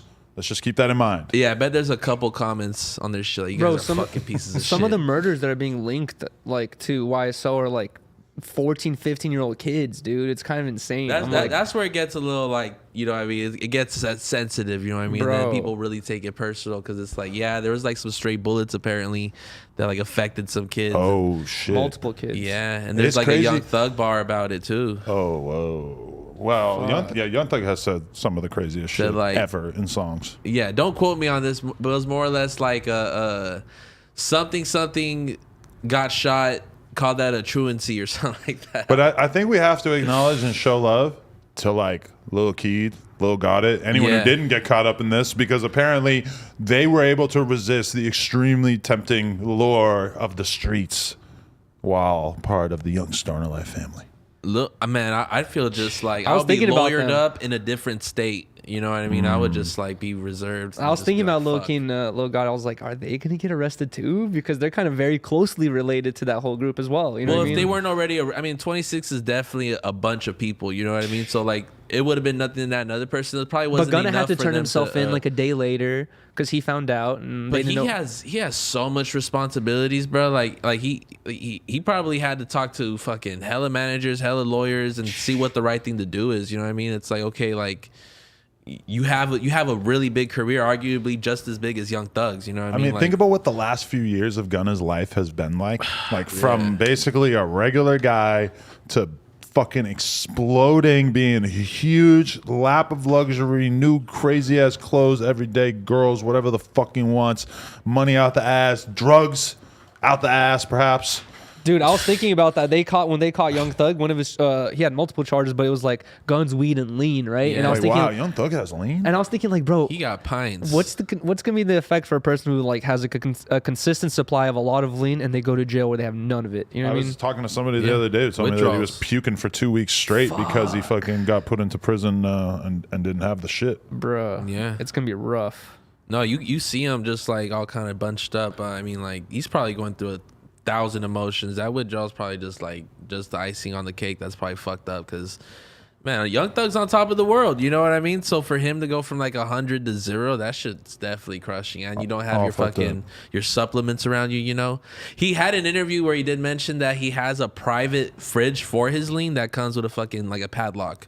Wow, that's smart, honestly, because he has kids around. Your good friends will turn to fucking straight evil demons when you got some drink around. When I see videos of rappers with like 10 bands and like all their jewelry and lean like in public, like, bro, like, I get it, you got it on you and your boy got it on too, but like, that's just stupid. When you were on Melrose, were you wearing any of those chains? Yes, I wore both of the chains. That's some advice that Greedo gave me back in the day, where I think I had some lean or I had some pills or something, and I was like pulled it out, like I was pouring up or I was fucking taking one of the pills. I forget what it was, but Greedo said to me, he's like, Adam, these are all my people here, and they fuck with me, so they're gonna fuck with you.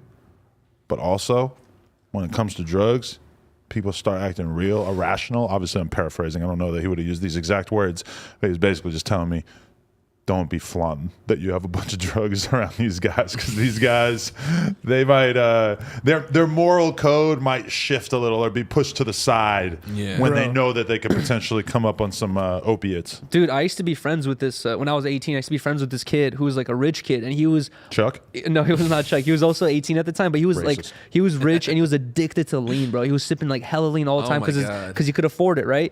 And then one day, bro, I'm chilling in a room, just smoking, just me, him, and my other homie. We're chilling, smoking in a room. My homie was addicted to lean. He's like, hey, I'm gonna go grab a bottle of water. Leaves the room, closes the door. I'm like, hey, Blasey, pass that lighter. He bursts through the fucking door. What the fuck did you just say? You talking shit behind my back? I fucking hurt. And just fucking starts ranting for 5 minutes about how I was talking shit behind his back. And I'm like, bro, what are you talking about? I was like, I just asked for a lighter, dude. And like, he was always like this, right? He was just like on pins and needles. Like he was like ready to explode whenever, bro. That's the worst part of being friends with somebody who's just off pills and like constantly fucked up like that, is like they get so upset. They literally turn into babies when they're not off the drugs. You know what I mean? I'll drink lean and then I'll wake up in the morning the next day and just be a dick for like 6 hours. And then like by the time I'm going to bed, I'll feel normal, or like, you know, later in the day, and my girl will be like, I really thought you were like mad at me like this morning or whatever. And I'll be like, not wanting to admit, like, well, maybe I'm just in the back of my head. I'm like, was it the lean? Oh shit! Well, was I a dick all day and I didn't even know because the lean was just ravaging my immune system? Well, it drains your dopamine. Like the next day or when you're off of it, all your dopamine's gone. And then you just like, you can't be happy about anything. You for sure need a day to recover. You cannot. That's the thing about lean. It's like it's not something. It's like smoking a blunt. Like, oh, you'll be good to see your mom at the end of the day. You know what I mean? It's like if you're gonna pour up, bro, you cannot have. You gotta be very responsible with your planning, because you cannot be doing anything the day of or the day later. It's gonna make me sleep a lot more, and it's good. It's basically just gonna like erase a bunch of my time that I would have otherwise, because it's gonna make me sleep more. It's gonna make me groggy. It's gonna make me annoyed. It's gonna have this like negative effect. Even though it feels good doing that at night, chilling. My thing is that I just never want to do it. Like I always am like, think about it, and then I'm like, pressured. No, no, because I'm the only one who ever has lean. Like, no offense, but like fucking, I have some lean, allegedly. I don't have any friends who really ever have lean, so it's not like a peer pressure thing. Because peer pressure was like, if Desto Dub walked in here right now and was like, I'm kind of gonna see you about to pull this up, like Blasey, here's a cup, Adam, here's a cup, we're doing it, right? Because it's just right there, boom. It's like, but for me, like knowing that my kid is going to be screaming in my fucking ear at 6:30 in the morning. Damn. That sounds horrible. I picture myself just being on the lean hangover and just having her da-da. But what are the benefits of doing lean? Like, do you feel creative or you might feel a little creative. Anything? Why you guys looking at I'm just asking you. I mean, I'm kind of wondering from your perspective, because for me, if I drink lean realistically at this point in my life, I'm probably going to do it around 6 around the end of the workday. And then I'm probably going to do the same thing I normally do, which is go home and sit on the couch and watch YouTube. You see, how you're describing lean, smoke weed. How you're describing lean, I think of that way of shrooms, where it takes 2 days, really cancels out a lot of your days. You can't be productive, but the benefit is like I become extremely creative. I think of all these weird ideas, and I feel like it is beneficial. I don't think lean makes me creative at all. You know what I mean? And I strictly only do it on off days, because it's like you don't want to fuck up. You're gonna sound like a fucking crazy person. You tell a person the next day, like, oh, I was at a doctor's appointment. You know, like, yeah. But I don't think any drug really makes me creative. I think that like lean is just like, I don't know, it's just enjoying. You know what I mean? You're just slow. You're chilling, eating. But think about like what you're being creative with, because I understand why an artist like a rapper will go in the studio and drink lean and smoke weed or take pills, Really? and they get out of their head. And it's like, if your job is just to say some crazy ass shit on a record, I mean, I could totally imagine that taking a Xan that takes away all your fucking anxiety and just makes you sort of like feel like you're the fucking king of the world. Yeah. I could probably write some crazy ass lyrics like that. Now, for you, Right. you have to operate a mouse and be able to draw and like, Shortcuts all day. you know, like I could see you doing a good job like I'm that. using but, software for 6 hours. Like that's the last thing I want to do off lean. yeah.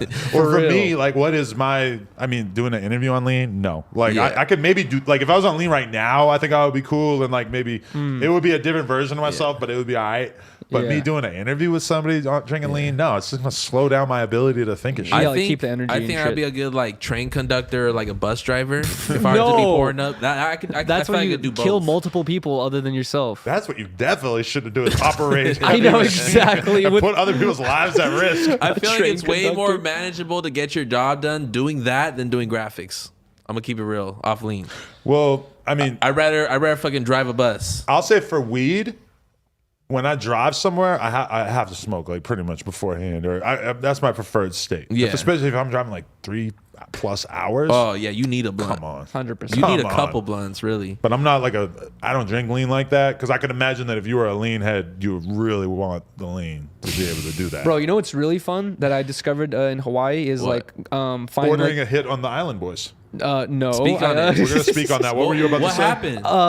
Basically, bro, if you go on a long ass hike and you bring like a bottle with you and get a little drunk before it, it's so much fun to go hiking drunk. You're an alcoholic. No, Yeah, I'm that's not. what I was thinking. You're an no, I'm not. alcoholic. It's just a fun thing to do. Adam, I realize. I've never I've been to a dozen offices. You know what I mean? I've never seen more Tito bottles get thrown in trash cans and Oh more my red cups. God. Then here? Yeah. You've only been here on Really? Thursdays. You should see every other day. It's chill. Oh my See, god. I didn't even know that. That's interesting. We never throw the bottles away here. We But take them also, home. like, I don't really see you Thursday evenings here. You know what I mean? So, like, Yeah. maybe they're like, all right, the boss is gone. You know Tito's it's at are least a out. little bit of that. Yeah. You got Coronas and Claws. Like, bro, it's a bar out here. There's like a secret part of the fridge that has Yeah. all this alcohol.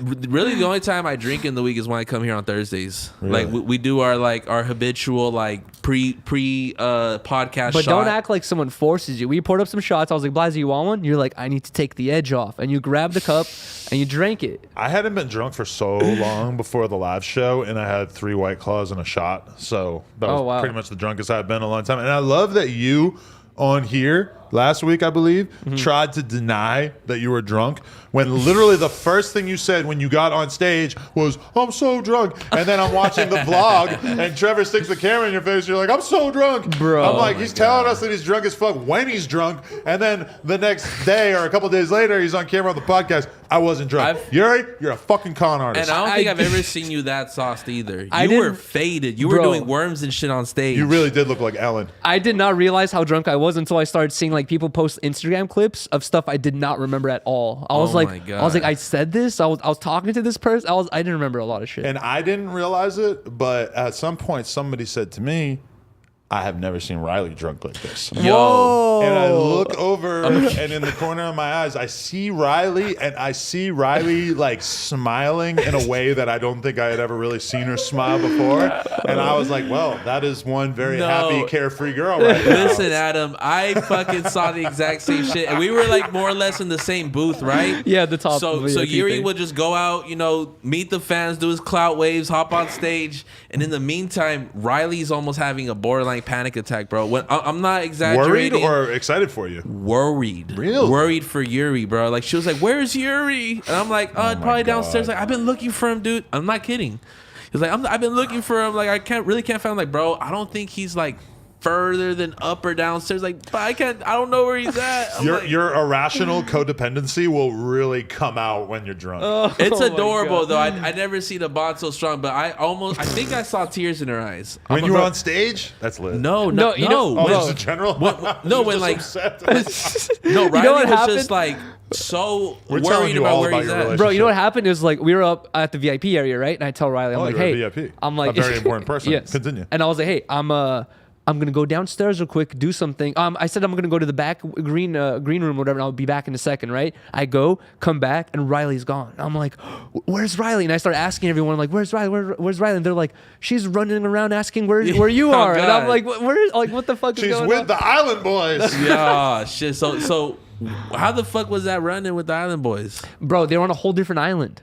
All right. We were not on the same island at all. But that was so funny that I was like, talk about it. I was like, wow, they went to Hawaii at the same time as we did. But Have honestly, they ever DM'd your girlfriend? I hope not. I don't know. I haven't. She might not be able to resist that one. Yeah. He'd be like, Island.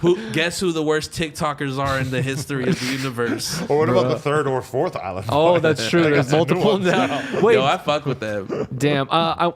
Honestly, I feel like it's kind of disrespectful to go to the Hawaii Islands and fade someone. But I mean, we That don't is really know the disrespectful. circumstances under which they got attacked because That's true. I'll be real with you. Like a lot of the tourist areas, a lot of the tourist areas Ski. in Hawaii are like the most safe fucking places. And I say this having been there as like a BMX rider, where it's like you can't fucking grind anything because there's just hella security who's just Oh, gonna. really? Yeah, it's just very like. Because it's such a small area and it's so touristy, they keep a very good lock and key Exactly. on that main area. But then when you go past that, it's straight like wilderness, like fucking jungles, like people's houses are like very like kind of. Do they got projects in Hawaii? They do. And I fucking only have seen them like one time driving on the highway and somebody pointed it out to me like, yo, these are the projects. And I just see like 1,000 houses that all look the same. Bro, and I'm oh like, my God. You know what's okay. crazy? I was on the mainland, the big island of Hawaii with the volcano That's where on it, you right? went. Yeah, the big one. Oh, okay. I like the big island, but way less interesting than Honolulu. Really? No way. Yeah, because there's nothing fucking there. There's so much there, dude. There's a lot of shit to do. You don't know anything But about Hawaii. You know because the big island is some of the most beautiful beaches in the world. Yes. But in terms of things to do or like civilization, it's like the fucking Stone Ages compared to. That's what I was enjoying about it. I thought it was so Oh, yeah, cool. that's I was cool. like, it's like very, you know what I mean? Like, they said that they have rules against like building huge skyscrapers Did you and buildings and specifically shit. want to go to that island? No, I didn't even know I was going to Hawaii at all. She but, just bought you a ticket to a random island. She's Yeah. like, oh, let's go to this one. and we That's went, tight. and it was amazing. But dude, I was so happy for you when I realized you guys were going there. bro, I couldn't fucking believe it. I was like, bro, I never thought I'd fucking be going to Hawaii. Like, this is insane. I still haven't been to Hawaii. But you know what I was gonna say is I was talking to one of the locals, Elvis, and he told me that the lower income houses or the cheaper places to live is next to the volcano, where you're in risk of Oh, fucking shit. getting That's fucked up. you that's know kind of lava dope attacked. though. Like that's just like Just you live on rep the your edge. volcano. Fuck, I don't know, bro. Like I rep a Southwest volcano. That's true. There's 2 volcanoes on that island, but I don't know, man. That shit's also kind of fucked up. I heard they all live on the volcano, but they have to drive like 2 They hours. live on the volcano. No, That's different than like. it's basically on the volcano. Yeah. I'll stay to Turtle Bay. That's fucked up. For all my Hawaii heads out there, me and Addison Ray, we were kicking it at Turtle Bay. That rhymed. I didn't really mean for it to rhyme, but yeah. Were that's you hard. shocked by like how clear the water is and how much fucking Yes. wildlife and fish and shrimp and all the shit is like It's everywhere? Definitely a lot of the nicest beaches in the world. And when It's you compare insane. it to most of the beaches out here, it's like, oh, fuck. Bro, I This is did a not whole want to different go level. back What, to LA at Doc all. Weiler? Dude, and it's so funny. I was like talking to the locals and they were like talking about how they were visiting LA and how cool it is out here and how a trip it is out here. I'm like, bro, LA is like a shit town compared to Hawaii, dude. It's so sick out here. Hawaii is like, for me, it's pretty, it tells me a lot about how I feel about where I live right now because I could never live in Hawaii full time because there's just nothing to do. It's like, if I lived out there, I would go to the beach. I guess I would probably take up surfing because of the lack of things to do and the fact that I surfed last time I was there and it was very fun. Maybe I'll go ride my bike a little bit, but there's not really like anything for me to do out there. So it's like, but the weather is way better and it's so nice and just Bro. serene. But then there's nothing to fucking do, and so that tells me a lot about myself that I would way rather live in this fucking concrete jungle of a. You know what's sprawling funny also that city. I noticed is like a lot of LA people, if I were to ask you guys like, have you guys done everything in LA? You'd be like, oh, I don't know. Like, what is there to do in LA? I for sure haven't. Right? I haven't even been to a Dodger game. Bro, I asked the 2 don't think I dudes have who either. I met out there, the locals, or whatever. I was like, have you guys been to every part of the island and done everything? They were both like, yeah, we've done everything already. You know what I mean? They're both like 22 years old and they're already been there, done that for if you're everything. stranded on an island like that, you might as well. Like we have hope, you know. We go to Vegas, we go to San Yeah. Francisco, TJ or whatever. They're on an island. Like you kind of do gotta like cave that shit and like really see what's in there. Like they love it, but they also just look at us and just think that our shit is just so much sicker. I'm talking about like the average person that I would talk to out there, because it's like when you live in such a beautiful place but there's not that much to do, you look at a place where there's just a lot to do and you're like, oh my God, that's so amazing. We look at it and we take for granted the fact that there's so much shit going on out here. If you want to go to the bar in LA, any given night, there's like 1,000 bars that are crammed full of people, you know? Facts. If you fucking go to Hawaii, how many are there? I don't know. It's going to be a lot more limited. Bro, you could live in LA and every day you're going to see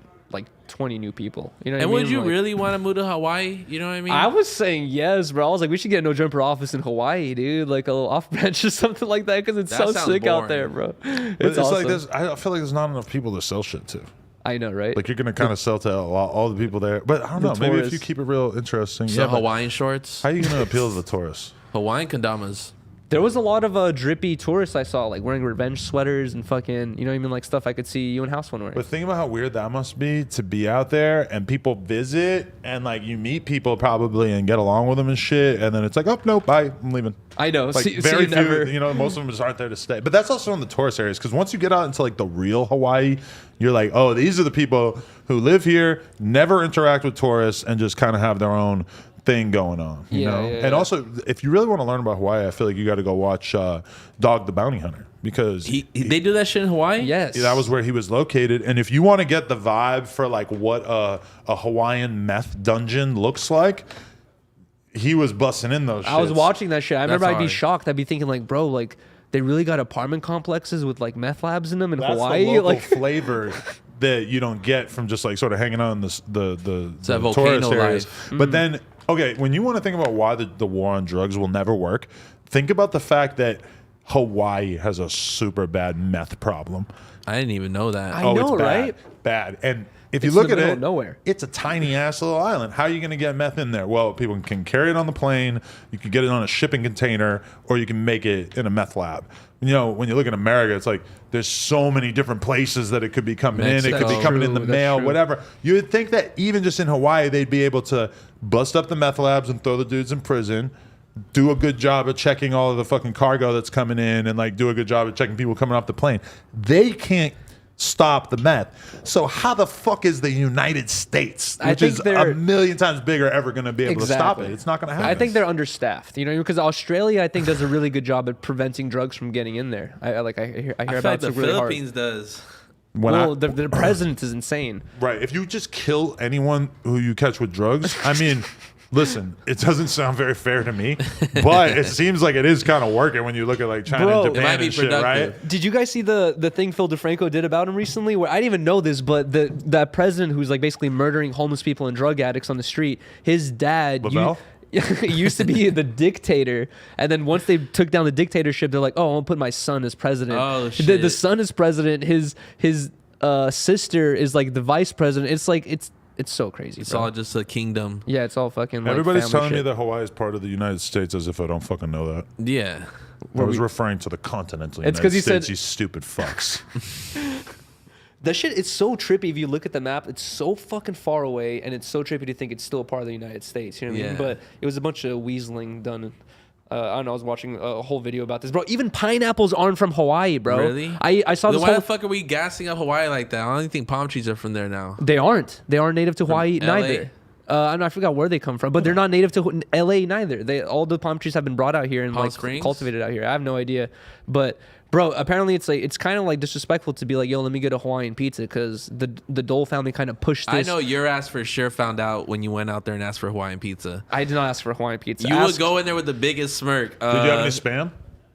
No, I did not have any. Whoa, we should have tried Spam. Did you eat anything that you wouldn't eat at home? Yes, I was specifically, every time we went out to eat, I was like, I'm getting something that I cannot get at home.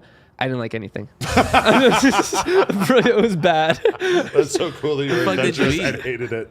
Well, I'm like an adventurous eater where like if I eat something and I don't like it, I'm willing to come back to it a week or two weeks later. Like, you know, good food. You know what I mean? It felt fresh. It felt like, you know, very nutritional, fresh food, but it wasn't like, it didn't have these like strong flavors behind it. You know what I mean? Especially I like the Hawaiian poke. Barbecue though. Ooh, Riley got some like pork, like barbecued pork, and she said it was delicious, but I had got some fish thing, and yeah, it was oysters. That's what I love about my girlfriend, fiance, is that she is such a fucking nerd when it comes to food that like when it comes to like finding a place to eat, I'm the kind of person that probably wouldn't even really go out to eat. If it was up to me, I would probably just order Postmates, or I would be like, oh, I saw a pizza place on the walk here. Yeah. Let's go to the pizza place. Real quick. She's like looking up the top restaurants in the area. She's looking at YouTube videos. She's looking at the food on the Yelp page. She's looking at the reviews. She's like actually figuring out dope places to go, which I would just never put that level of thought into. That's almost like cutting coupons at this point, because it's like a skill level that like you're going to find a lot of stuff that a lot of people don't know about. You know what I mean? Like through doing that type of stuff. Yeah, I can't do that. You got to have a girl to do that shit.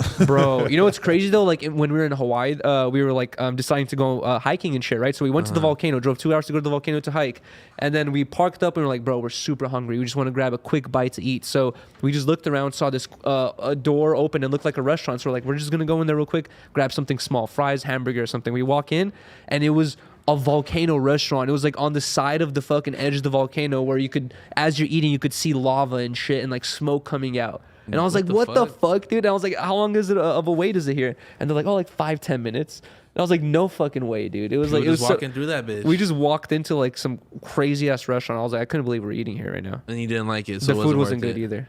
That fucking sucks. Are you sure it wasn't good, or did you just not like it because you have a very limited They palate? just didn't have chicken tenders and mac and cheese. no, okay, and I was like weird Jello. I was looking at the menu and it did have a bunch of crazy stuff I didn't really recognize. And I saw hamburger and fries. I was like, let me get that, right? The hamburger was like no flavor, bro. It was so plain. I was like, dude. Well, you can't order hamburgers from like a seafood spot.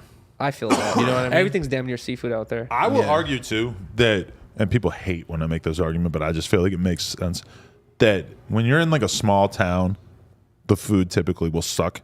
And when you're in like a big city, the food is typically a lot better. Now, I believe that to be true because there's just a higher standard. If you're going to have a burger spot in New York City and you want to compete, and you know that this is a tough market to be popular in, what are you going to do? You're going to check out all the competition. And if your burger is not as good as the competition, you're going to go out of business. So it's kind of on you to make your shit dope, right? No, 100%. Yeah. A lot of times when I'm in a small town and I just go to a fucking spot, it's just like bad as fuck. And I'm like, it's because they don't have to worry. This is the only burger spot within like a fucking mile of us on this street. And there's people here because they don't have that many options. Everyone's here because same reason as I am. And so people will be like, LA food sucks. It's like, okay.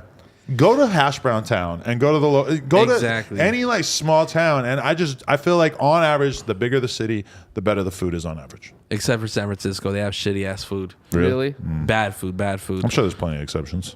No. Kelly's not feeling that remark. No, neither Sacramento either, bro. Sacramento, the Bay, I've never had some good Mexican food in the fucking Bay, bro. I go there probably like every 3 months. Never. That's It's crazy. always like, oh, we'll just go here. Oh, nah, bro. Let me show you right here, bro. My tia works here. No, never. Always. Let me give you another example. The Bay got bad Mexican food. I was telling them, Riley. One day I was in. I disagree. I was in Bristol, England, and that sounds like terrible food already. Not totally far off. And one of my friends told me, "Oh, we got this Mexican spot. I know you live in LA, but I swear." This Mexican spot is just as good as anything I ever had in LA. I'm like, and I'm like new to LA at that point. I'd only been there for like a year or two, so I'm like, okay, sure, let's go. We go. It's the biggest disgrace of a burrito I ever had in my life. And my friend had a fucking quesadilla too, and I'm just looking at the texture of his quesadilla, like, how could anyone fuck up food this simple, this bad? And it just blew my mind to a million pieces. And ever since, I've very much tried to adhere to the idea of like, where you're at, you should get the shit that is popular there. If I go to Hawaii and there's some dish that doesn't even fucking sound like it makes sense to me and it's the most popular signature dish on the menu, I want to get that. Unless it's like some crazy shit, you know, I want to try to eat the stuff that's popular in an area. Facts. And if you like, we are obviously very spoiled when it comes to Mexican food because so much of the Mexican food out here is pretty dope. I've been to Mexico. The Mexican food there is even fucking doper.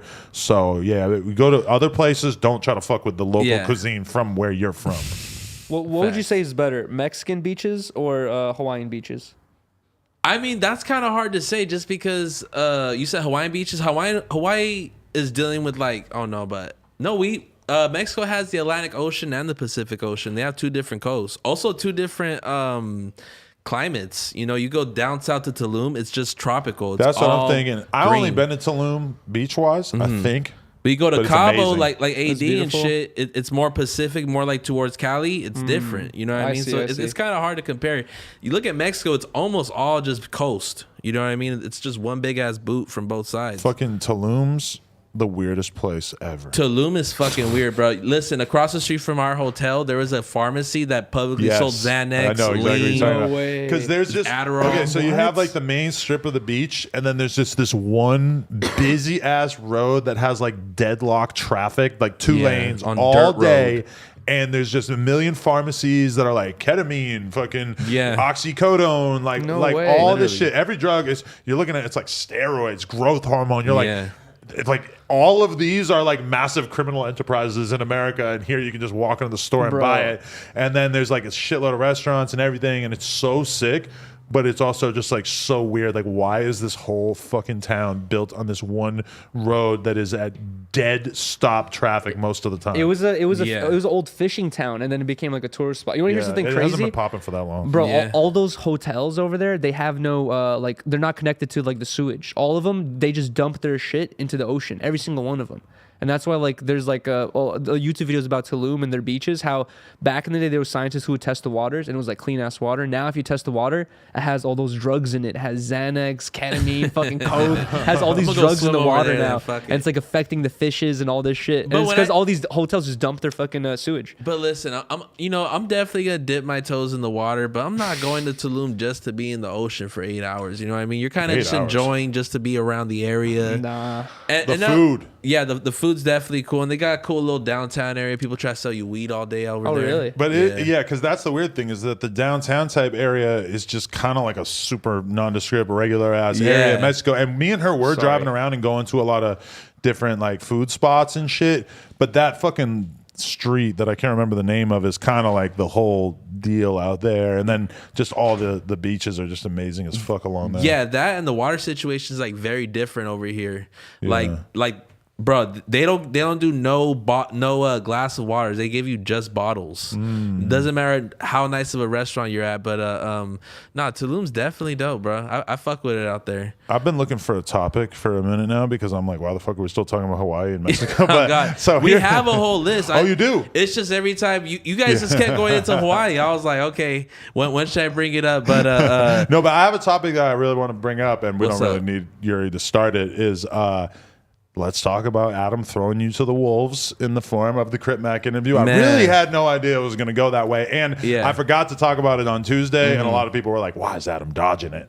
So I figured I'll one bring that thing I up. do gotta say, so look, I did not expect that many people to give a fuck. The amount of grown men YouTubers I came across just documenting, just watching me just interact with somebody, it honestly blew my mind. Because they love Crip Mac because they know that Crip Mac gets views. Yeah. So it's like, oh, you're someone that had like a tense moment on camera with Crip Mac. I guess we're interested in this dude Right. now. Yeah. Yeah, but leading into it, I mean, like Josh asked me, he originally asked me if I wanted to fill in to introduce Kazumi and Crip Mac. Okay. And I was down. But an hour later, he's like, yo, our RXK nephew say he's going to end up doing it. We're good. But he asked me, like, yo, you want to do the Tuesday show? And I'm like, I literally don't know what to expect. Like, I'm somebody who's only seen, like 5-6 pieces of content with Crip Mac. You know, I seen the Channel 5, seen your shit, and that's a couple Vines or whatever. Not YouTube fully videos. immersed in the lore. I'm not, and I understand people are. You know, you have like middle America, just white boys who love it, but you also have like the gangbangers in LA who love it too. You know what I Right. mean, or hate it. And I didn't know what to expect, so I came in here.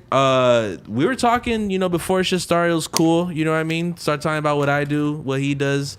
Fucking Lupe. As soon as I meet her, she's showing hella love. She Like, shows hella love to bro. everybody. She starts Bro. talking to me in Spanish. She's a love shower. She Shout starts out talking Lupe. to me about my family. I start telling my parents cater too. You know what I mean? We start bonding and shit. But now we get on camera and we're start talking to Crip Mac. And I think the biggest mistake was like the smoking and the alcohol. I'd never seen him not drink beer. He was drinking like hard alcohol that day. I think he also took it kind of the wrong way. I farted. That I told Oh him. my God, doorknob. I told him I'm gonna be out of town and it's live. So bring your guys bring a dude or two just to hold you down because we want to just make sure that, you know, you're protected or whatever, which maybe is not maybe I should have had our own security. Yeah. Let's not even say maybe. Let's just say we definitely should have. But I told him that, and like I think he took that as if almost like it was very likely that something was going to happen. Yeah, So he's on edge, you think? So he was, I think, on edge, like super anti-op mode. Yeah. Yeah. And I so can see then that. when T-Rail's name comes up in the fucking air, it's like, I don't know. And I just think he was so ready to go because I kind of told him, you're going to be live. Be prepared, like have people watching out and for people were upset. They're like, bro, are you kidding me? Like, you did not know. And like, it honestly like went through my head, bro. Like, we had an amazing live show, and T-Rail was arguably, you know, the fucking the star of He did this a really shit. good You know what I job. mean? He started dancing, so it's like, of course, I'm gonna have to talk about him, The dancing kind of stole the whole show, huh? bro. Because I was in the VIP section, so I'm watching all this shit from up above. Taking but, notes for the next live show. No, I mean like. If I can't talk about somebody who works here in the context of work, then like what the fuck are we doing? You know, because we could talk about gangbanging. Yeah. I'm not the one to talk about that. Like, I'll listen to you. Like, I want to hear 20, 30 minutes about it, but like, can I talk 2 hours about it? I don't think so. But we were talking about this last time too, how I feel like when C-Mac is talking with you, he seems to be a little bit more lighthearted, where I noticed that as Blasey, as he does, he was making these like little slight jokes or like here and there. He was getting a little People bit more. were saying I was joking. Was I really joking with him? I could see you making slight little, you know what I mean, like obvious, like, you know, like questions that shouldn't be asked, like type things. You want to know what I think really had him ready to be on some shit at that time? Was that he had filmed the episode, which isn't even out yet, with Kazumi and RXK Nephew before that, which, God, when that drops is going to be a whole thing because I'm excited to see. Before you say your thing, I told Kazumi right after that show, like, bro, this is the worst episode. It's like, no, just wait till our shit drops. Really? Oh, Yeah. wow. I haven't even seen it yet, so But that's go going to be on. so interesting. But I guess she was saying a bunch of gay shit to him. And if you know Crip Mac, when you say shit, Josh is saying no? She was asking him about if he liked to get his butthole eaten, which I'm pretty sure I've said that kind of thing to Crip Mac, but he took it a different way from her. He felt like, you know, 'cause she can be kind of over the top with just talking about shit. Let's She'll be keep real. her smile, yeah. Yeah, so I think like he was a little in the zone about that. And I also, I'm gonna be real with you, I think Crip Mac is just fucked up in the head right now in general because he's going through shit with his management. He put out a video the other day basically saying that the dude 600 took his YouTube channel and he doesn't have access to his YouTube channel and all this. And then today, the dude 600 posted a fucking video on the YouTube channel, like making it clear that he does control the YouTube channel, but then also saying basically that his relationship with Crip Mac is just managing or whatever, and that there's actually this company that Crip Mac signed to, CME, I think he said.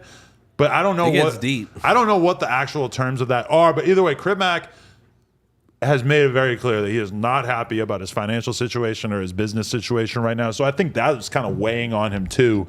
So I think you got to kind of think about multiple things in terms of why he might not have been his usual self. And also I kind of agree that he's always kept a certain level of respect with me, maybe because I put him on early and like, you know, was very much a part of him blowing up. But he definitely like didn't seem like he had the same care for Blasey and Housephone. not at all. But as it kept going, I'm like, bro, what the fuck are like? How long is this shit gonna last? I was like, I'm gonna be here for like an hour and a half. Let's call it that. But honestly, as soon as he ran out of alcohol, he's like, all right, I'm out of here. And then he did. Really? Yeah, but nah. I mean, that was my take on it. Do I regret it? No. Would I do it again? Fuck no. Because You know what I mean? my thing with Crip Mac has always been, and he's DM'd me and said shit about T-Rail one time, and I told him, I'm like, Crip Mac, you realize I'm towing a line here by continuing to fuck with you and him, given that you guys can't be in the same room. And to a lot of people, I'm kind of doing too much by even fucking with both of you. Like, I should pick one and just fuck with that one. And obviously, we could have a guy from 55th Street on the platform and it wouldn't matter. We could have T-Rail has done interviews with people who are neighborhood Crips, and even though he's a Hoover, it's like not that big a deal unless you got that shit tattooed on your forehead and you're screaming about blah blah blah, all this shit all the time. I told Crip Mac, if we're gonna keep fucking with you, you just gotta leave T-Rail out of it. Just don't fucking create static with him, because then I'm not going to be able to fuck with you. Yeah. Clearly that was like out of his head when he did this episode. Now the good argument that I have heard other people make is T-Rail has done maybe like 8 interviews where he asked the person, what do you think of Crip Mac? Now, probably the vast majority of the people that he's interviewed are people who don't fuck with Crip Mac and made that clear. And T-Rail also made it clear that he didn't fuck with him. But my thing has always kind of been like, we can talk about beef between rappers and we can talk even about street beef to whatever extent. But I can't use this platform to let somebody get up here and just really bang on their ops and say shit that is going to get people killed. Like, my goal is to document the culture, but to not to be a person who's like creating a platform for crazy gang war to be like amplified on here, you know? And that's where like professionalism is like involved, where like there's many people you've interviewed where you can ask them a certain question and they could be like, next question, or I don't want to answer that, or I don't know who that is, you know what I mean? Like, and he could have done that, but just like, he's the type of person who won't. People were so upset. They're like, bro, like, are you kidding me? You would really set up T-Rail like that and ask him, do you want to say anything to him? It's like, bro, this man couldn't stand the name T-Rail. He was looking at me like shaking mad, bro. I asked him, like, you want to say something? You know what I mean? You want to speak on it? You have all this boiled up tension, apparently. You have anything to say about it? And he spoke on it. So if anyone's going to be upset at me, it's like, bro, like, if the fucking, the body language and, like, his feeling towards his name didn't tell you, like, this wasn't, like, new news. And people were thinking that I exposed, like, some new information. Yeah. You know what I mean? It's like, bro. And my thing about it, too, is, like, yes, T-Rail spoke about Crip Mac on the interviews, but even I'm pretty sure in the worst clips, like the worst thing that he said about Crip Mac, it was still, he's never double taked his name. It's still like, I don't fuck with the shit he be doing. It's not fuck the block that he's from and anybody associated with the block, you know, like, because I would kind of hold T-Rail to that same standard. If T-Rail decided they wanted to come in and just start like using the platform to be like, and I know obviously this is not where he's at in his life, but if he wanted to use the platform to say, hey, fuck this neighborhood and fuck this neighborhood, no, that's not what it's about. AD doesn't do that. AD is from a place that has beef with other places in LA, and AD, you would never fucking know. One thing I would say different about T-Rail is he is a host. Yeah, so I feel like, so I kind of have to side with him. You almost have to, in the sense where, like, I think longevity reasons, he's definitely like brought a lot to No Jumper. You know what I mean? I agree. But I think that there definitely has to like how would you feel if like T-Rail pulled up one day with like a tattoo on his forehead that said "fuck the ops"? You know what I mean? He almost did get a tattoo on his forehead the other day. Yeah, isn't that happened yesterday? He got. Wait, I have another random question. Do you think like C-Mac even needs to be signed or have a manager? You know what I mean? Like, as a YouTuber, it's like, you think so? Well, I don't think he seems business savvy enough to be like doing his own accounting. He could definitely have somebody on his side. There's definitely plenty of shit that he needs to be handle the features. I'm not exactly, and just get him opportunities and stuff. Like, if he is left to his own devices, he's just going to do the shit that he runs into, which for him, as somebody who like can't even keep an Instagram, I mean, it's just not, it's not likely, you know? I feel like, he definitely needs somebody representing him. I'm just wondering where it goes from here. And I want to know more. I was thinking about that. I was like, well, we, have Crip Mac suspended from the No Jumper world right now, but maybe I'll just hop on Zoom with him. Maybe I can ask him all these questions. There you go. I would love to find out because, but my thing is, at the end of the day, yes, I think I have to be loyal to T-Rail over Crip Mac because T-Rail is a host on here, and I feel like we have something that's, well, let's be real, me and T-Rail have something that's more like a real friendship. I mean, he's been in my fucking house. I hang out with his kids, and I have real conversations with his girl, whatever. It's like, that's kind of different than me just doing podcasts with Crip Mac, even though I consider Crip Mac my friend as well. But Crip Mac broke the rules, and T-Rail didn't. Like, Crip Mac talks shit about T-Rail and his neighborhood on here, which is like, he knows that's not supposed to be how it goes down. I just, we gotta at least take a break. I'm not saying never. I'm just saying, interesting let's keep some distance. Who came first though, C-Mac or T-Rail? Technically, Crip Mac got him interviewed before T-Rail appeared at the end of the day. What if in an alternative universe, like C-Mac was the co-host of At the End of the Day? I love that because I feel like him and AD are almost like the same person. And Duno? They're so similar, how you can barely tell them apart. What if it was C-Mac dancing on stage? Crip Mac. AD wouldn't have done that, but AD too political. No, yeah. I don't think he would want to click up with somebody who's banging that hard. But maybe that'd be cool. No, but do we do the drip check yet? Not yours. I'm kidding. Oh shit! I did mine. We didn't do yours. Oh yeah, we ended up talking about the shirt.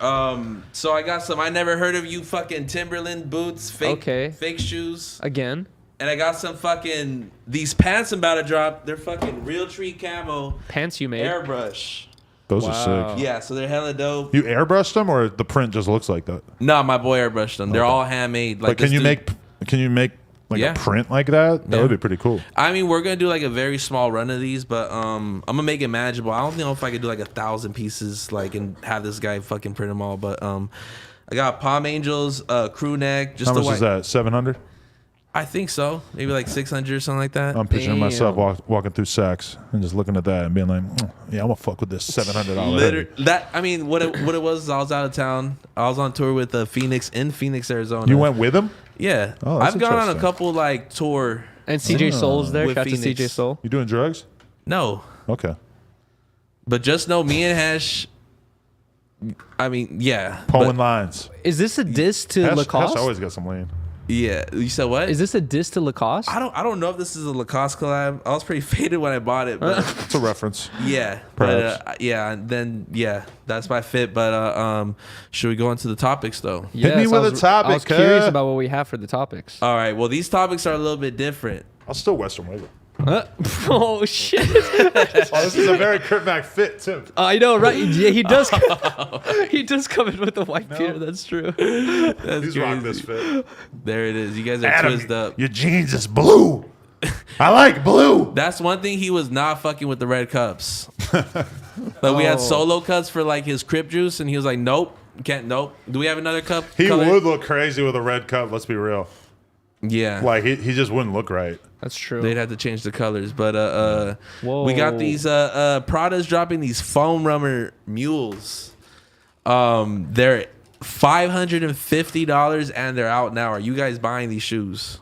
No. Did they come in black? Can I squeak on this real quick? People have been very upset that I always say can't afford, so wouldn't buy it. Okay, so I'm only gonna approach things from the perspective that I can afford everything easily, right? No, I would not buy that. That looks ugly. On a personal level, I still have not really adapted to the Croc wave. And I feel like when I look at these, and tell me if I'm just being a dumbass old man, but they're kind of like high-end Crocs. Yeah. I would agree. They're So that I would- weird like plastic. I'd like to foamy. know how they feel. To me, that's kind of what it's all about. Is like, how do they feel? Yeah. Oh, they think- got them in black. You think they're trying to hop on the Yeezy wave of like things made in like one whole mold? I think that might have been like some inspiration behind it. But go back one. Look at the black one. Like they look like fucking dress shoes right here. Like, Yeah, which is they pretty do. cool because you could be rocking these with a fit that would make sense for dress shoes, but it's way more casual. And then they get close up and they're like, oh nah, he's actually rocking some fucking Prada slip-ons instead of dress shoes. Look how cozy he is. Mind blown. Okay, you know what? Honestly, if they, I just assume that they fit loose and like they don't really hold that your no, foot too it tight. looks like that material would just like suck onto your toes. If you it know? It's fits kinda like Crocs, tight, you know? I feel like it could be a little bit cool, I guess. But you would have to wear leather pants and some Why other. He's capable of that. He's shown that many times. That's what I'm saying. There it is. But nah, I don't know if I personally would buy that. I think they're really dope though. Like I'll just wear them like as I'm leaving the house or something. You're a you Prada feel me? fan, that's why. I like Prada. If there's Me any too. designer that I'd buy, I'm gonna put my money on Prada before like I go into like Louis or Gucci. I'm not comfortable yet spending on Louis. I've had some Prada pieces in my day that made me feel good. That I have a lot of Prada pieces. This is like, bro, like I don't know. It's probably my favorite designer brand easily. Oh wow. But yeah, man. And then for the next pair, this these are the one viral ones, was very bro. controversial. The Balenciaga distressed pair of sneakers. How much are these selling for? They're selling for. You want to guess? Who wants to guess what the high tops are going for? I heard 1,000. 1,000, like 1,000? 1,100, 1,200. Right. You would some designer shoes, right? 1850. Jesus. Well, I mean, to be real though, it probably is like a lot more work than the average shoe they put out because it looks like they probably had to like by hand scuff it up and like. Could you That's imagine getting the behind the ironically scenes true. footage from the factory of this like fucking 70-year-old Japanese or not Japanese probably but Filipino lady, wherever the fuck their factory's at, taking the shoe and rubbing it on the ground and Oh my scuffing it God. up and. That's ironic because honestly, you do prove a good point. Like a cleaner sneaker is probably cheaper to make than this shoe. So For sure, like, yeah. that's the thing about Balenciaga. It's like it's gotten so meta. You know what I mean? They've gone so self-referential where it's like you saw the Simpsons collab like 6-9 months ago, and now they're doing like shirt just says 5G, and they're kind of just poking fun of like they're doing it in an ironic way. I bought plain like Balenciaga like Van styles ones. Yeah, and they were pre-scuffed and like looked kind of fucked up, and I thought it was tight.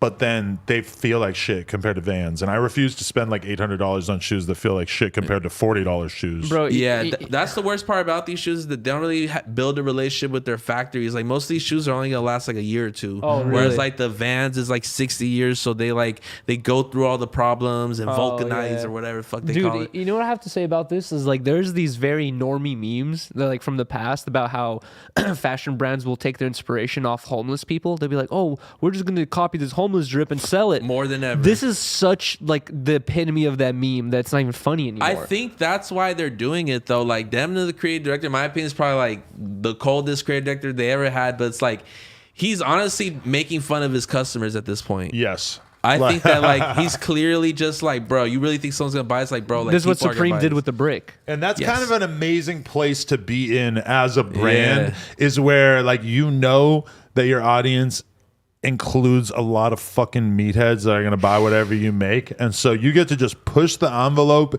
and just see what they're willing to deal with. Literally. Now, this is my thing about this, is that to me, one thing that I always liked about clothes and about style and subcultures in general is just the idea that you could look at someone based on what they're wearing and create, assumptions about them. Like if you have tattoos, like as a young person, that just made me feel like, oh, he's lived a lot. He's had a lot of experiences. He's clearly, done a lot of shit. So he's like earned having these tattoos all over his body, whatever. Mm-hmm. As a BMX rider, like my shoes were always fucked up. And I looked at that as, this is like what makes me me, is that my shoes are fucked up because I'm actually out here riding bikes every fucking day. And in the same way, like, I just look at this and I'm like, wow, like I could put on the fashion hat and be like, wow, this is hilarious. It's irreverent. It's funny. They're taking something that has never really been done before by making shoes that look this fucked up. But then there's also a big part of me that's like, if you buy these shoes and you wear them, it's the same logic as like why I think it's kind of corny to wear jeans that come pre-ripped. That's what I was gonna say. You're buying something for an exorbitant amount of money to pretend that you've actually had the life experience of falling down on the ground and scraping your knee. That was a big thing in the 2000s. Like people didn't want to accept wearing ripped jeans, but that became like a trend. Yeah. But I think that's the thing. It's like I think he's literally just making a statement on that. It's like how deep is this shit? I'm also realizing as they have cleaner versions. Yeah. As we're going through these photos, I'm realizing that this is something that fashion brands do for their walk, where like the models will go across the walk, whatever. They'll have these crazy outfits that no one could wear in public, but then the actual release of stuff you could buy is wearable stuff. So I feel like the original shoes were like a statement piece or like kind of like an advertisement piece where these are the ones you're actually going to buy. Well, the ones before, not the completely distressed high tops are on those are the 1850 ones. These little mules are $500. Those right there on camera on the screen. No way. But what do you think will actually sell more, and what do you think that they think will sell more? The clean ones. I think that they're just making so much money that they just need to put something on the calendar. I think these would fucking sell. Like I could see some stupid ass influencers making this shit viral. Yeah, I mean, I think those are kind of cool. I mean, I think the ones that aren't totally fucked up, I think just look cool. Yeah. And even the ones that are fucked up, I think they look kind of cool, even though I also think you're kind of a custer if you actually spend your money on them. Yeah, there's way better ways of spending $18.50, guys. Bro. Go make a pair of shoes. You'll also save $1,000 while doing that. I'm just eternally confused by fashion in general. I feel like because like I would always look at Joe Budden and see him like, he was like at the height of his career. He's just rocking an Amiri hat every day and a Balenciaga hat, and I'm like, why? That's the crazy part, because like going like now that I'm more treading into like the fashion industry and meeting all these connects, it's like, bro, I thought I was gonna make sense of most of this shit. This shit's still very fucking confusing. You know what I mean? Like I still don't have all the information I need. Because okay, I'm gonna make an assumption. If you tomorrow got a job being like the assistant to the fucking president of Balenciaga, so you immediately are just like in on everything. Say you became head designer at Balenciaga and you see the way that the people who work there talk about their customers and whatnot. I feel like if you were fully let in on how the sausage is made, podcast classic phrase, that you would not really be able to justify in your head continuing to spend your money on that shit unless you're exorbitantly rich. But maybe even then, still, like, I feel like most of the people who spend their money on shit like Balenciaga or Gucci or whatever are people who are not even thinking about what this is and why this costs this much and who owns this and what. Literally. You know, like, we're all people who at least, like, well, me and Blasey at least, maybe you're a little bit, but we all kind of like get what's going on in the fashion world. To me, it's like getting it makes me less interested in participating. Whereas I feel like a lot of people though in fashion, they know and they think it's sick and they're like, I want to own $10,000 Rick Owens pants, even though I know exactly what's going on here and how it has become scarce. I 100% agree with that, because that same rich kid who I was talking about earlier, bro, one time I was hanging out in his bedroom, his fucking mom walks in and she's just like, hey, just got back from shopping.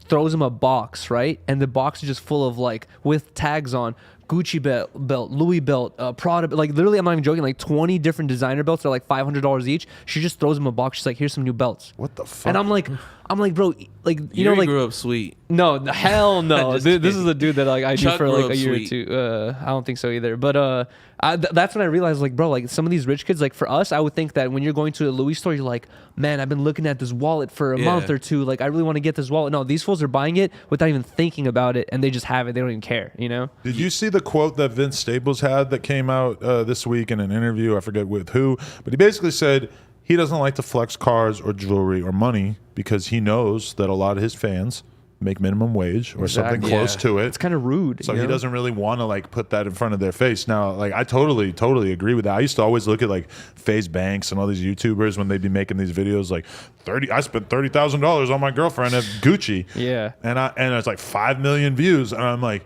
a year's fucking salary. but that proves that these people want that. That 100%. they want to see that. They want to live through you. My assumption was always like, I don't want to fucking do that stuff because I don't want the fact, like, my fans or whatever, or like even my friends or people in my life who can't afford that kind of stuff to see me doing that, like, to show that I'm better than them. I can't hold myself to post a spread on Instagram. Like, I can't do that to my fans, bro. That's disrespectful. Like, bro, y'all just paid me. You know what I mean? Yeah. I did it one time out of you posted a spread, Yuri. There was tens in there. There was no tens in there. I feel like you could do it and it would be cool and funny. I did it. I don't want to do it. I could post a funny one, but especially on a wife beater. I did it out of humor because, like, I would do this thing where I would always, like, put 30% of my money away from YouTube, like, just like for tax reasons. You still do that? Yeah, I still do that. And then fucking and then tax for taxes for sure. Yeah, and then tax season came around and I realized, like, oh, I'm keeping a good portion of this money. I was like, shout out to my tax guy. Ivan. Shout out to Ivan and Downey. I posted a spread. I just thought it was super funny. But then I did feel like an asshole. I was like, oh man, like that spread, I'm gonna make it last for 2 years, for 3 years. Before we get into the next shoe, though, I want to ask you, while we're kind of on the topic of money, like, how do you feel as an NFT and potentially? That's what I was gonna ask. I'm assuming, like, you have some sort of money in crypto. No, you got a Bored Ape. I have a CryptoPunk. CryptoPunk. There you go. Sorry. I own half of it. Len owns half of it. For the record, she put in half. I put in half. $80,000 each. So it was $160,000. At one point, it was worth $450,000. I don't know what it's worth right now. I'm going to assume it's less than we paid for it, or at least less than $450,000. I think what's happening to the crypto market makes sense to me. Well, let's just keep it exclusive to NFTs. Am I surprised? No. I think it's been so fucking obvious that the vast majority of these things are scams since the very beginning. I still feel like if there is an NFT that matters, even in 20 years, let's say that NFT technology never becomes a big thing, I feel like if there is an NFT that is gonna matter, it's the punks.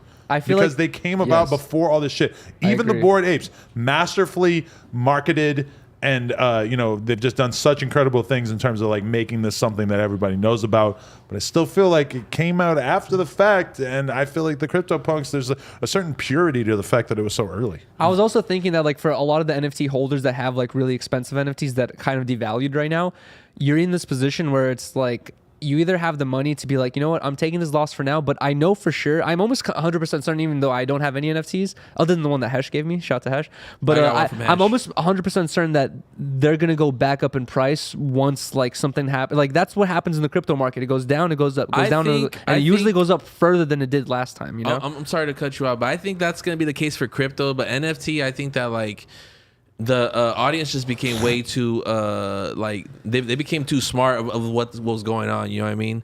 And like, is someone's like 6'9" fucking NFT from like a year ago, was that a good investment for them? Those all went to zero. Literally. But I'm not too optimistic about the Gene NFTs either. Bro, I'm whitelisted. Yo, at least he didn't take a loss. Rainbow like hands. what's that one UK YouTuber with the bandana?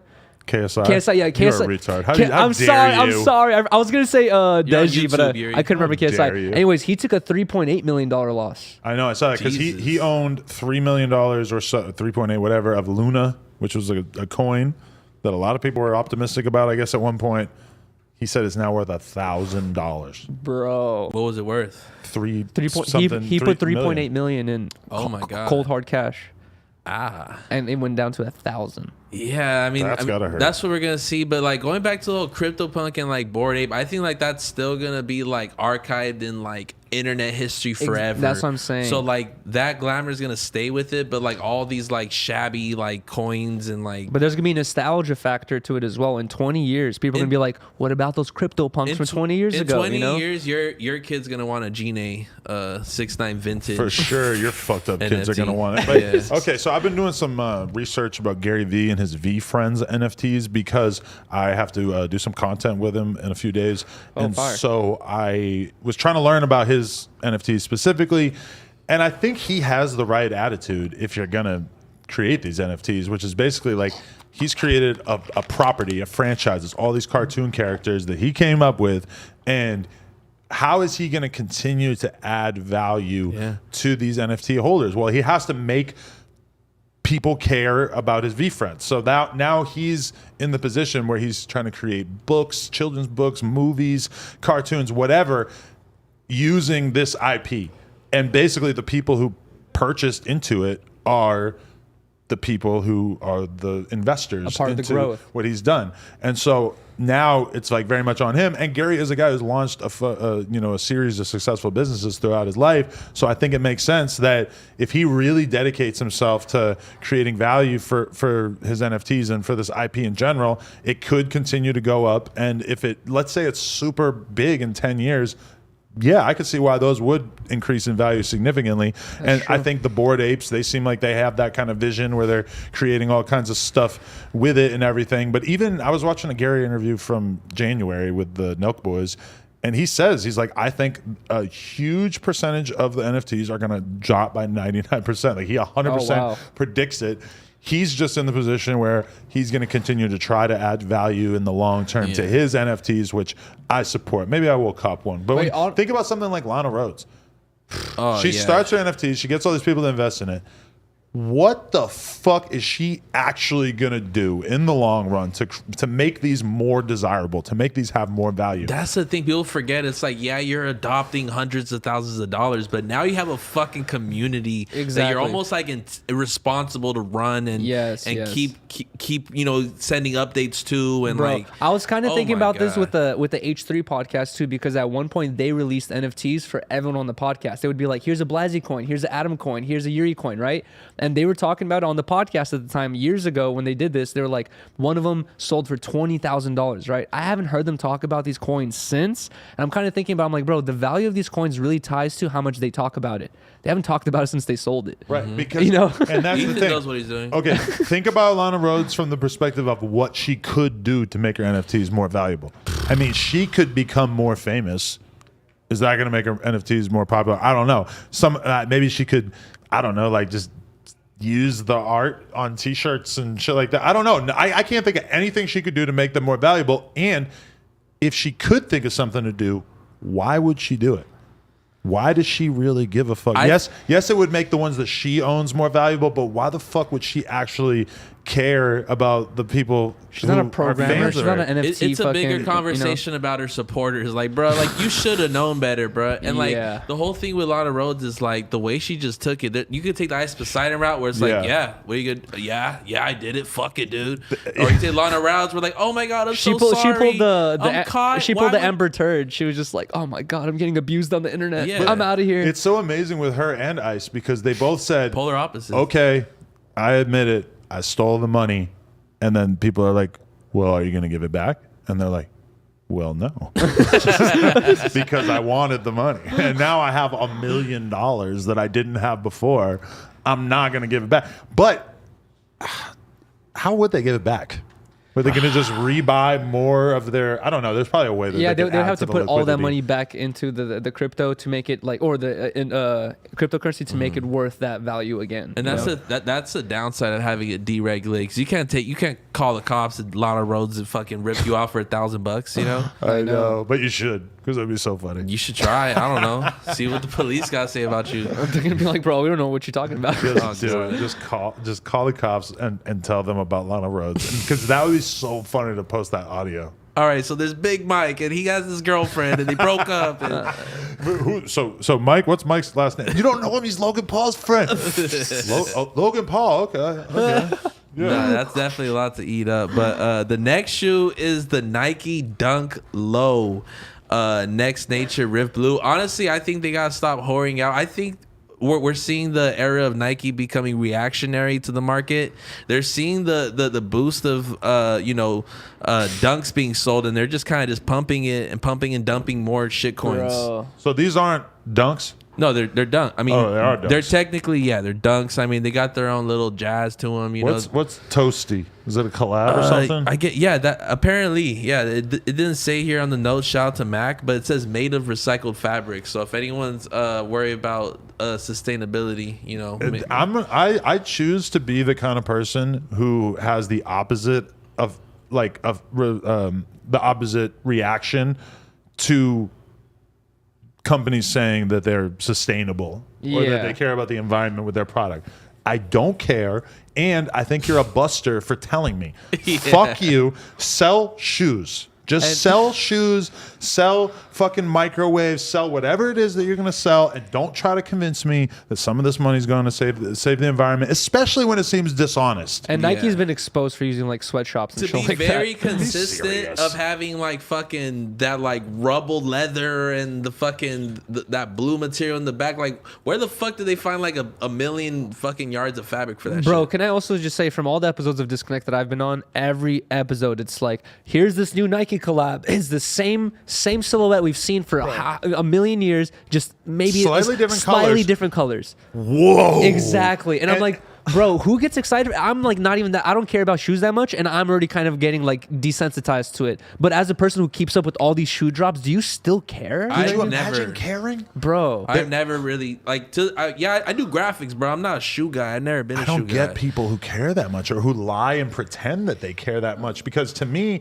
it's just like, it's a good looking shoe. If I had this shoe, I would wear it. Lately, I've been, buying some dunks and stuff. But the idea that like caring about this or like being excited about exactly. It's like they kind of ruined that reputation. I feel like whoever gets this is either a reseller or like a kid who's like asking this for Christmas, But from Nike's perspective, make shoes in different colors, do cool things, do collabs, give signature shoes to skaters. All that shit is great. But to the people who actually like consider this to be like really important to them, bro, I just question your sanity. Yeah, I feel like I'm subbing Housephone on his own podcast, but he's probably screaming in his sleep right now. No, but he'll never watch this. Which is kind of like the more annoying thing is that like he misses like 3 episodes of the No Jumper Show, and then he comes on and he starts talking to us about something that we talked about 3 weeks Yuri ago, shit. And it's just like, bro, like the fans watch the show. You're on the show, and you don't even care to watch the show when you're not here, and we're talking about you. I think he's just hella guilty. He's like, I'm not even gonna check the comments and pretend like Thursday didn't happen. But we gotta have like a intervention with Housephone. I Another feel like, one? I feel like we do this all the time. On stream? But we've never had like a real, like dark room. The fucking the officer, like the fucking mental guys there. You know what I mean? Like, it's like, I don't want to make whatever Housephone's going through like about me, because obviously he's missing the show for some sort of family reasons. But I have to say to Housephone, like, I've never had an opportunity to be on a podcast on No Jumper. It's like, if you keep not making it, the show's not going to be around much longer, bro. Yeah, man, you're going to have to be back mopping floors and shit. No, you're just going to have to find another jovial, overweight man to take the lead. Eddie Baker. Poetic Flacco.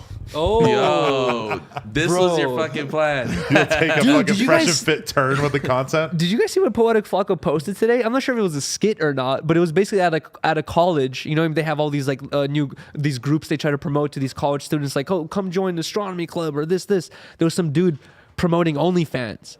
He was like, girls, you want financial freedom? Here you go. Take these pamphlets.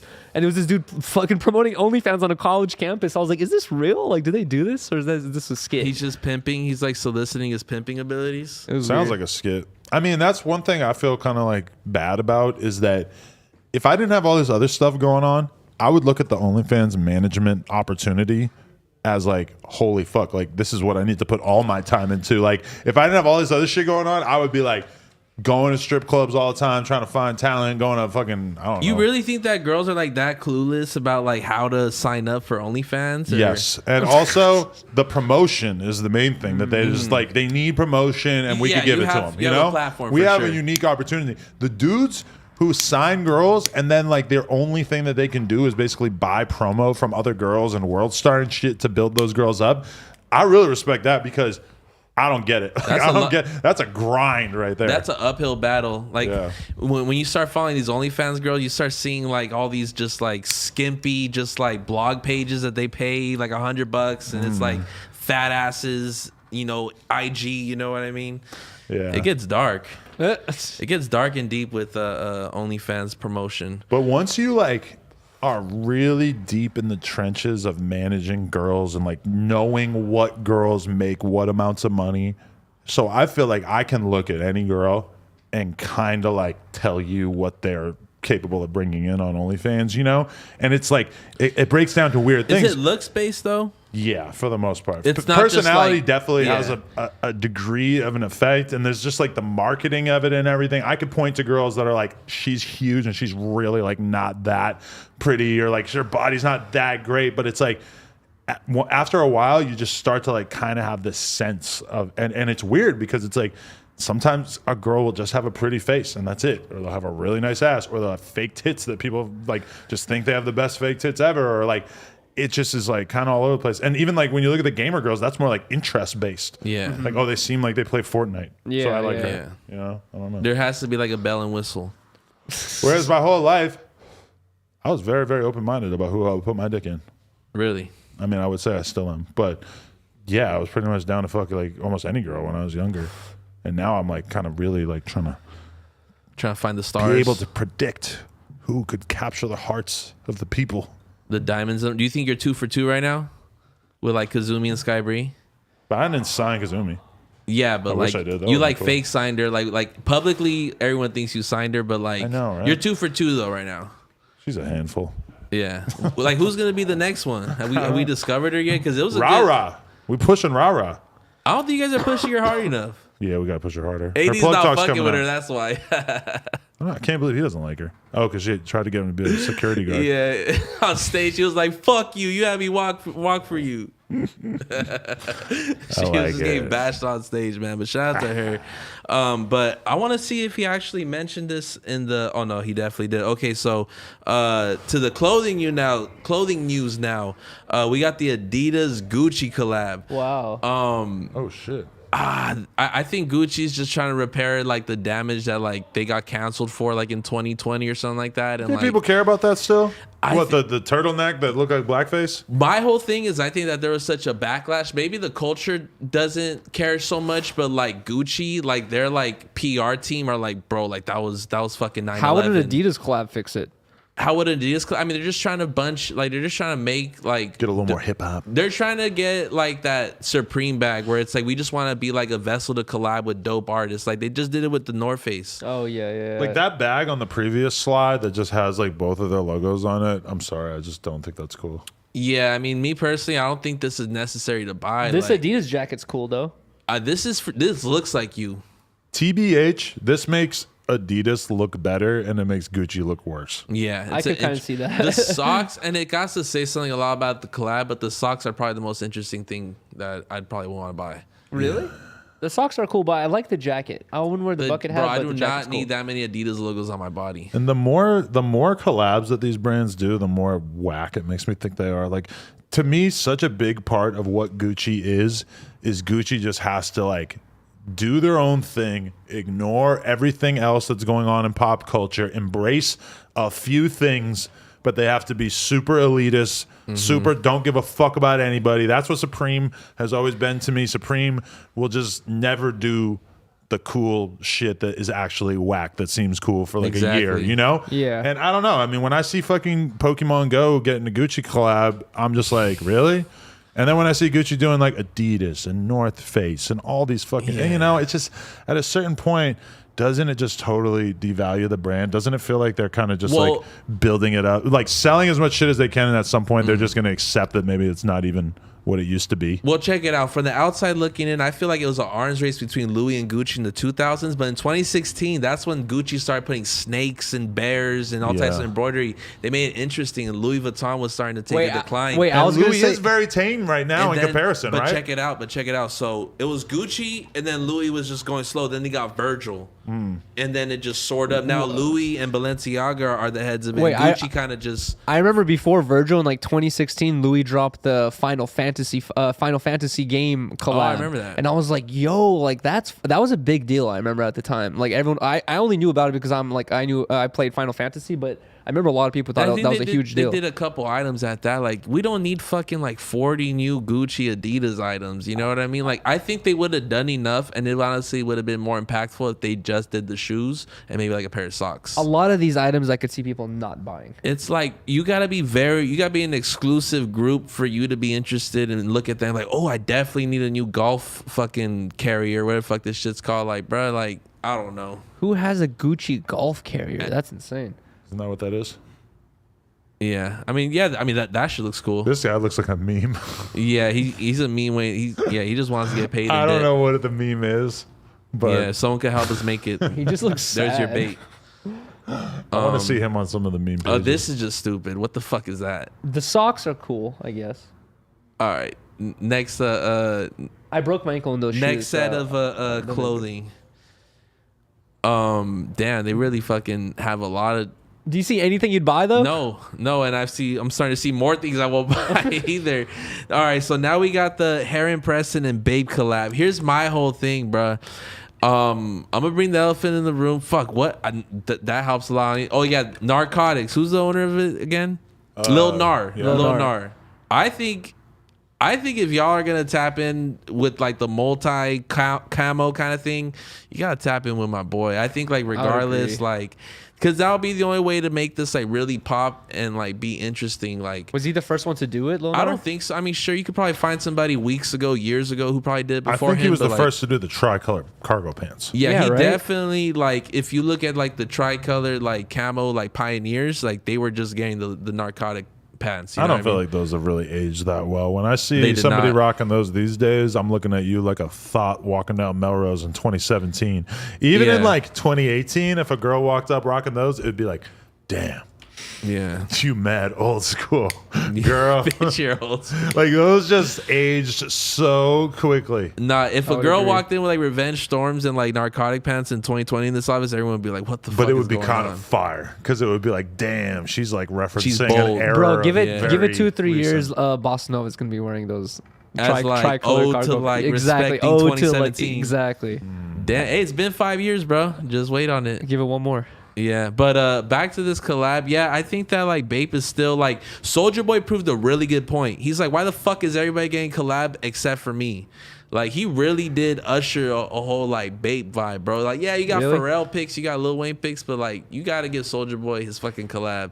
I'm honestly like we need to make a GoFundMe or something for this shit, bro. Like Go fund me to a get poll. Bape to do a collab like just with them. here's $1 million. Please make this collab happen. But They don't need money. They need like a what's it called? Just like a poll. You know, like online. yeah, let's voting have thing. the fucking the chat decide. You know what I mean? No, but I definitely think that I'm tired of seeing all these random ass like Laker fucking Babe collabs. Everything Gunna, Babe looks the same to me. Future. Like I fuck with Future, but like what like do I need a shirt?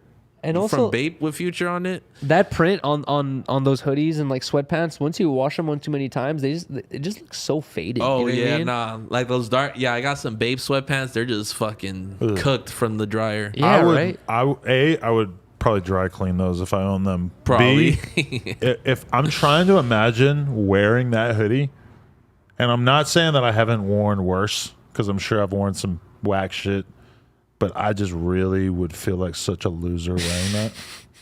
Yeah. That's just me. There it is. There it is. I said Oh, God. He looks, I mean, hey, if you're a fucking cool ass black dude with sunglasses and dreads, I get it. You do look kind of cool. I'm not going to lie. Nah. He could definitely be having some colder shit on, bro. That's the only thing holding this fit together is him himself, bro. Like I don't know. I think like, but that's the thing. It's like, you know, trends do come and go. We saw in the early 2000s shark heads, and then somewhere between like 2013 and 2016, the sharps became popular again. You know, but now it's like, it kind of dipped down again. I respect that they just keep making the same exact shit with small variations in it, because what an amazing place to be in as a brand. Shout out to Nike.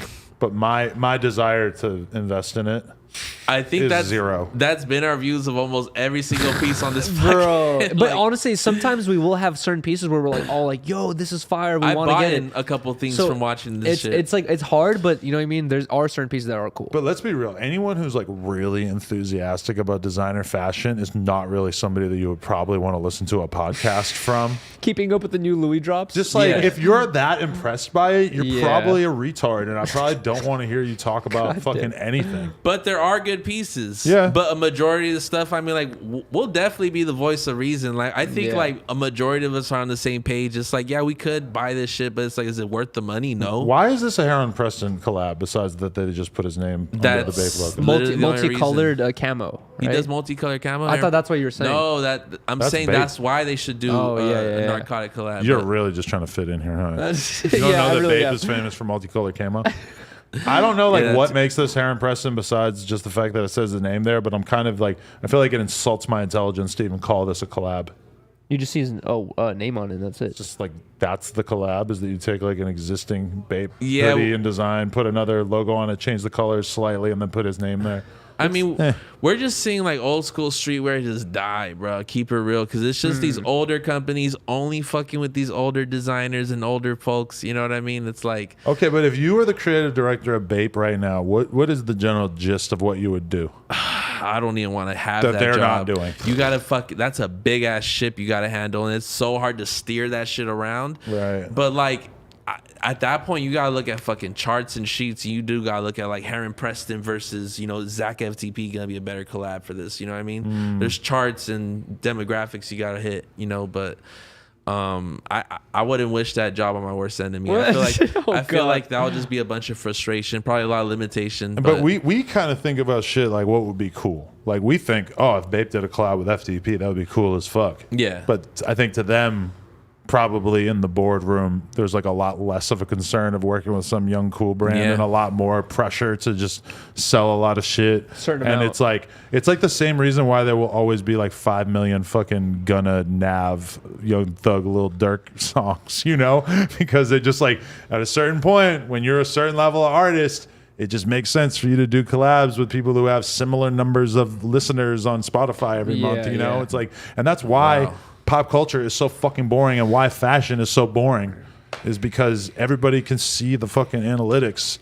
Everything's out in the open. Exactly. Yeah. Once you get too big, it's kind of like a burden. You It know what I is mean? a little bit harder to measure with clothing though, because with music you could see somebody's views. That's all public information. Yeah, that's we true. would never be able to assume whether they sold 3,000 or 30,000 versions. Some You know, people 30 speculate online, like, you know, by counting certain numbers or whatever, sales or like order number. I've seen people try to do it. Like they'll try to like if a lot of websites are like quantity based, like they'll try to exceed it to 500 and see if it reacts. Like, oh, it's out of stock. 400 out of stock. You know what I mean? Yeah, people are definitely tricky with that. But we got some drip reviews we need to go ahead and get into. Do you have the?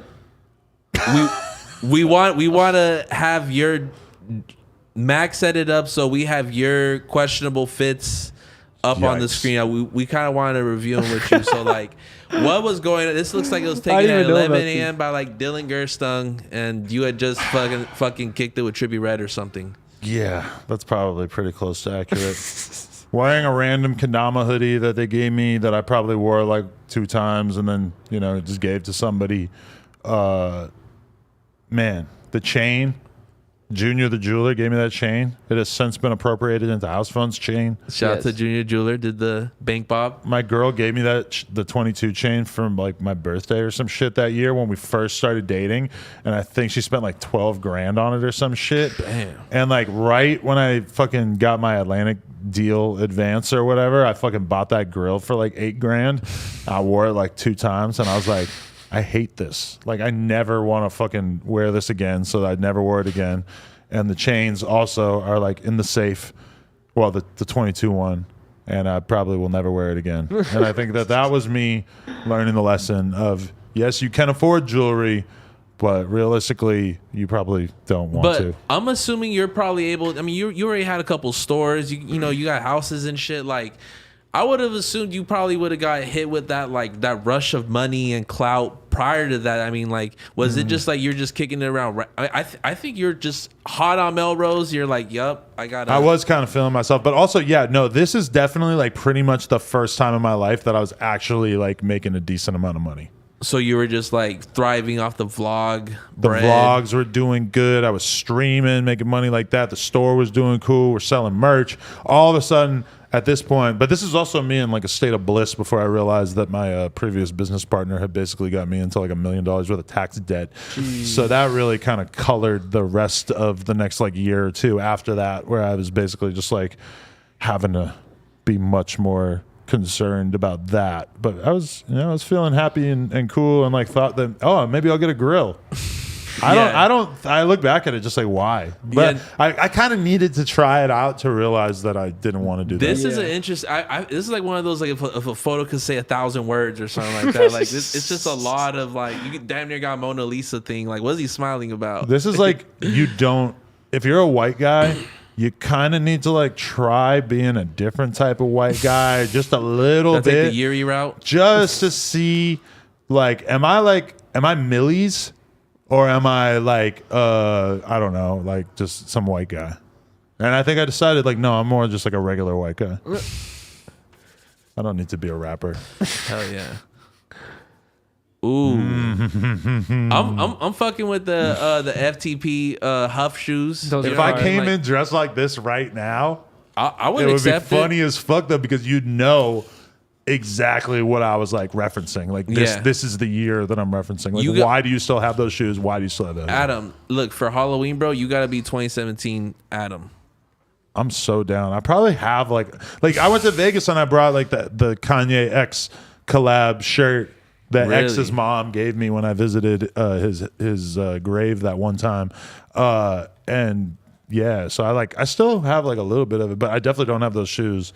Which sucks. That's rare because Huff stopped making shoes. That is cool. Damn. And they supported FTP early I'm on. fucking with the fit on this one. Yeah, I like it. Yeah. I wonder what kind of hat it was. Oh, this is just a random, just like Getty Images red carpet pic. Wow. It just looks like you're too high and you're like, I kind of want to leave. Like, I got invited to this thing. Want to see if there's a networking opportunity. Oh, you went to the Glowtoven. Yeah, it's a Glowtoven release party. Oh, then you're just hella high. You're like, fuck. I have a picture from this where I was like standing next to Chief Keef when I was still like in the mind state of like, oh, I want to stand next to Chief Keef and take a picture and put it on Instagram. But I don't like those shoes though. I feel like the shoes look stupid. The jeans, I was just talking shit about people who wear fake rips in their jeans. That's exactly what's going on there. I don't know what brand they were. I'm wearing an on some shit windbreaker and it ain't nobody cool long sleeve. That's the most 2019 fit I ever seen. Yeah, that's just regular old Adam white guy drip. This is a funny ass. This is the photo you put on LinkedIn. I don't have LinkedIn. This is funny because I rocked the same shirt like 4 or 5 times after you gave this to me. Really? Yeah. You're so gay. There's like you probably didn't even watch that shit. There's a kendama trick that I can't even remember the name of, but it's like a string trick that I posted on my Instagram at one point, and I wore that shirt during the trick, and that's the only thing I remember. And also, that's the alley by our old Santa Monica office that we worked out of for like a year. Those are what kind of shoes are those? Those are like dress shoes, but they're shiny. They're like weird ass Adidas that like somebody should have told me not to buy those. Like, I love Adidas. I was kind of skinny here. That's the only thing I like about it. Is like, damn, well, okay. You know what's funny is you gave me the shirt, right? I immediately like wore it that day or the next day, posted some clip. Smelled it all night. I posted something of me wearing it, right? Not purposely, but people just saw I was wearing that shirt. And then you posted this picture like the day after I had posted something, and they were like, Adam's copying Yuri's drip. And I was like, little do they know. Oh my Adam God. gave this to me. I don't feel like this next one is representative of my drip. This is like a costume, It's a right? costume. My girl made the fake Domino's shirt for me. Were the Lakais in context? You're like, all right, a Domino's dude will probably wear Lakais. No, that's probably just what I was wearing that day. That's the day that I banged Trisha Paytas. How was that? Pretty cool. You can see the chapstick in my pocket, I think. There. Ooh. I We did got that. a squatting photo. That was kind of like, oh, all right, Housephone, you've had my back for all these years. I'm gonna take a picture and shout you out on Instagram. Look at you crinkling those shoes, though. You are not doing that back shoe any justice. Yuri, I'm a high roller. You feel How me? much did Housephone pay you for this? 0. But you're right. I should have got paid. He should have pulled up. I should get a percentage of high rollers. I should just randomly get mad at him because he hasn't given me a percentage. You of high gotta do rollers. plug talk, but for high roll for fucking clothes. This was only a couple months ago, and I already feel embarrassed. Like those Kerwin Frost shoes, like it's cool that they exist, but I really don't feel like I need to be wearing them. Hey, this is fresh off of Complex Con Adam right here for sure. Yeah, definitely. This is like the Monday after. But I did put the foot. I don't like it, but I also think I put it together nicely. And weirdly, the blonde hair works pretty well with the yellow Supreme logo and the yellow in the shoes. I've noticed that's your go-to phase. You like to do the whole cross arm. Yeah, I don't know Stand why. up like that. I also feel like I look fat there. I'm just gonna be honest. Oh, I like this. Yeah, this was pretty cool. I don't know why. Fashion over pants. Oh shit! I mean, this is like you look probably like Housephone. the first fucking photo you did without like dark pants. This is pretty cool. I was like on Rodeo or like next to Rodeo, and me and Lena went and had lunch with Skybree, and she told us about hooking up with Jake Paul, and a bunch of people were bothering me on the street and taking photos with me, so I felt cool. And then also that shirt, just some dude on Melrose, just like every time I see him, he gives me another shirt, and it always looks like that. And I actually like it. And I think I'm carrying Lena's leftovers. Oh shit! That looks like a fit that Housephone. I could see Housephone. I've seen Housephone wear that shirt a million times probably. It's just very rare to see me not wearing any black. Vast majority of the time, I'm You always wearing keep black. that grunge emo style with you, no matter what. I feel you though, but black's probably like the easiest color to wear because even if you wear it all black, you could still go through your day. But you can't wear like all fucking gray or something like that. You're gonna look weird. Yeah, I love black. Yeah. I'm not even gonna say it. You could take the white boy out of the emo club, but you can't take the emo club out of the white boy. So now we're gonna go into the Fans? fucking drip check. Yo, yeah. So we do this for about like 15 minutes every episode. I love it. And we review the hashtag No Jumper drip check. On Number Instagram. one, fire. I would buy weed from this guy. I feel like you already buy weed from this guy. That's why I feel like this looks like Mr. Uchi's a little bit. I fuck with the hair in general. I feel like he's got a fly Edgar. Keep going. He got a cold jack. Oh, cold new Edgar. fit. Whole new Yeah. fit. Damn, he got all the bait. And he got the good wicked thoughts. Ooh, and he got the high roller shit we made. That's hard. Whoa. How are you gonna put yourself with wings next to Draco with wings? You know he's actually dead, right? Yeah, next to your boy is he What? put his homie and shit in there. I mean, if your homie's dead, then it kind of makes sense that he's in the picture. But why are you in it? You're not dead. yeah, bro. Show respects to your boy and Draco. 40 with Shanae extended off the bait fit. You heard it first. Go all the way heard it back to the first. beginning. Look at that hair. Bro, No. that's a clean cut right You there. can like it. Yeah, let the light rock. Let the like rock. It looks like he powdered it with like black powder Yeah. to make it cleaner. I stay giving them hoes the boot like I bought them all Timbs. Wow. I'm fucking with it, man. But shout out to my boy. Let's definitely hit the next one right here. No, this is an ad. Oh, my boy This Josh. dude always Shout out DMs to Josh me. Coates. Oh Shout out my Josh. god. What does Bro. this shit say? Oh, you feel wesh? Flesh. Because Flesh. that's how he talks. Yes. He says flesh. That's his thing. I like his track jacket. I wonder what that shit looks exclusive. First thing I have to say is, unfortunately, you can't notice it, but his Air Force Ones right there are custom. They have Feel Flesh on the sides, on both sides. Really? Yes. Where's the Feel Flesh Tentox collab? Oh, that's a good one. This is a good man. This guy looks like he's mad Housephone didn't fucking pull up today. This guy looks like he doesn't fucking want us to know what he looks like. Wait, shout out to Young Frylock. He pulls up to the stream sometimes, but I definitely see his name on the stream for sure. This dude looks like he's ugly as fuck because he's not showing us what he looks like. I was gonna say, why is he not showing his face? I'm gonna assume that you have like a fucking tumor on your face or something, dude. Young Frylock, man. Fucking ad. Okay. Shit, man. That's gonna get us taken off stream. Nah, we're good. We're good, man. But they are dropping at the end of May. Guys, Instagram's not fucking with me, so I got posted until the week of. But through all this madness, I met somebody who works for Facebook and Meta, and we had a long conversation on what is and isn't applicable, what should and shouldn't do. I'm removing comments on the final post. You met with Meta? Through all this I met with somebody from Facebook. IRL? In the metaverse? Or in the metaverse? On FaceTime. Yeah, but a new product coming out at the end of the month, guys. Appreciate y'all. Ooh, okay. And then we got another good drip check. Look at me and my boy shining out there. My boy's wearing the Fentanyl shirt. Oh, wow. And next to Kazumi, which we do have a collab coming out at the end of next week. You look proper next to Kazumi, and that tells me that you are ready to have a bitch of value. Bro, the whole gang's liking the pig. Oh, man. I think you're a high-value man. If you DM 100 girls. Everybody... No, yeah, that was crazy. I literally came through like a flock of supporters. They're all wearing just different shit that I made. I was like, man, I fuck with y'all. Like flock of seagulls. Hey, can I just say one thing while I'm here? The only free promo that I want is just to ask everybody watching this to go watch the vlogs that I've been dropping on the Adam22 channel. I'm back dropping vlogs on there. Drop a like, drop a comment. Let me know you came from Disconnected. I would appreciate it because I'm trying to stay daily. I'm trying to bring the channel back from the dead. I don't know if it's going to work. I need your support. Let's go. There it is. Twizziest. Oh, shit. I like that small Pac-Man machine. That's cool. I like that he's a gamer. Yeah. Showing love to Why Pac-Man. is he like sitting on that shit so hard though, bro? I would be so upset Wait, walking into my crib. Doesn't that side of the machine have the stick? It looks like, yeah, bro. It disappeared, interestingly enough. Why does he have a shirt that says Rub-a-Dub Styly? I was wondering about that. What's that shirt and referencing? Also, he didn't use the hashtag, right?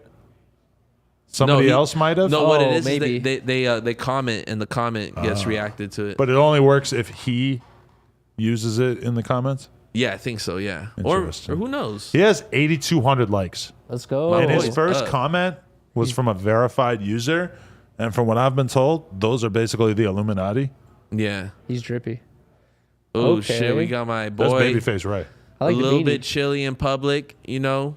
Got the good Yeezy boots, some Ross pants, and a Burberry hoodie, man. Shout out to my boy Numero Uno. Tripping. This looks like Ralphie the Plug. I was just going to say that. I felt like a lot of these guys kind of look like they're trying to look like Ralphie the Plug. He has the 23 on the neck.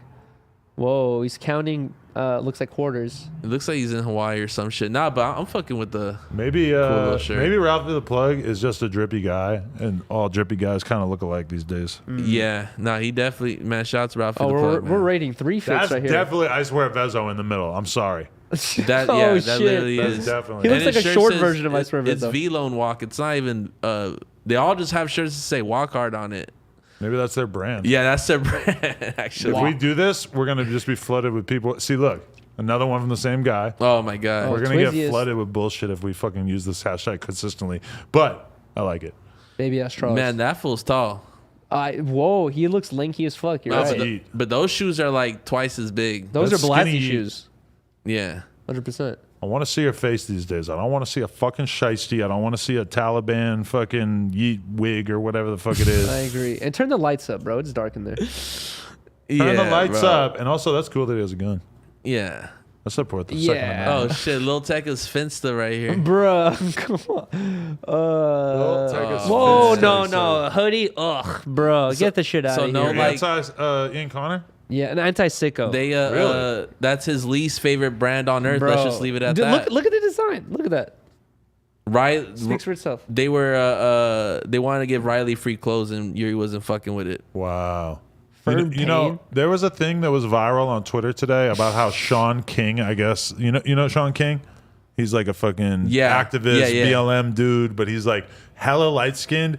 And I've seen so many people say that he actually is white and is lying about being black. I don't know if that's true. I've seen that. But he's super viral right now because I guess he was selling hoodies at some point and nobody ever got the hoodies. And I was thinking about making a Sean King ass pizza joke on Twitter, but then I'm like, Yuri's gonna get how many people will get that? Sean King, the new ass pizza? Yeah. Damn. That's a niche group you're looking for. Okay, I don't even want to say it. Yeah, terrible hoodie.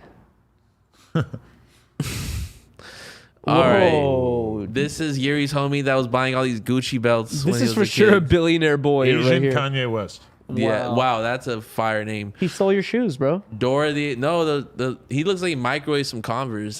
Dora the Explorer got the bag talking to me. We not holding hands. Damn. That's a hard caption.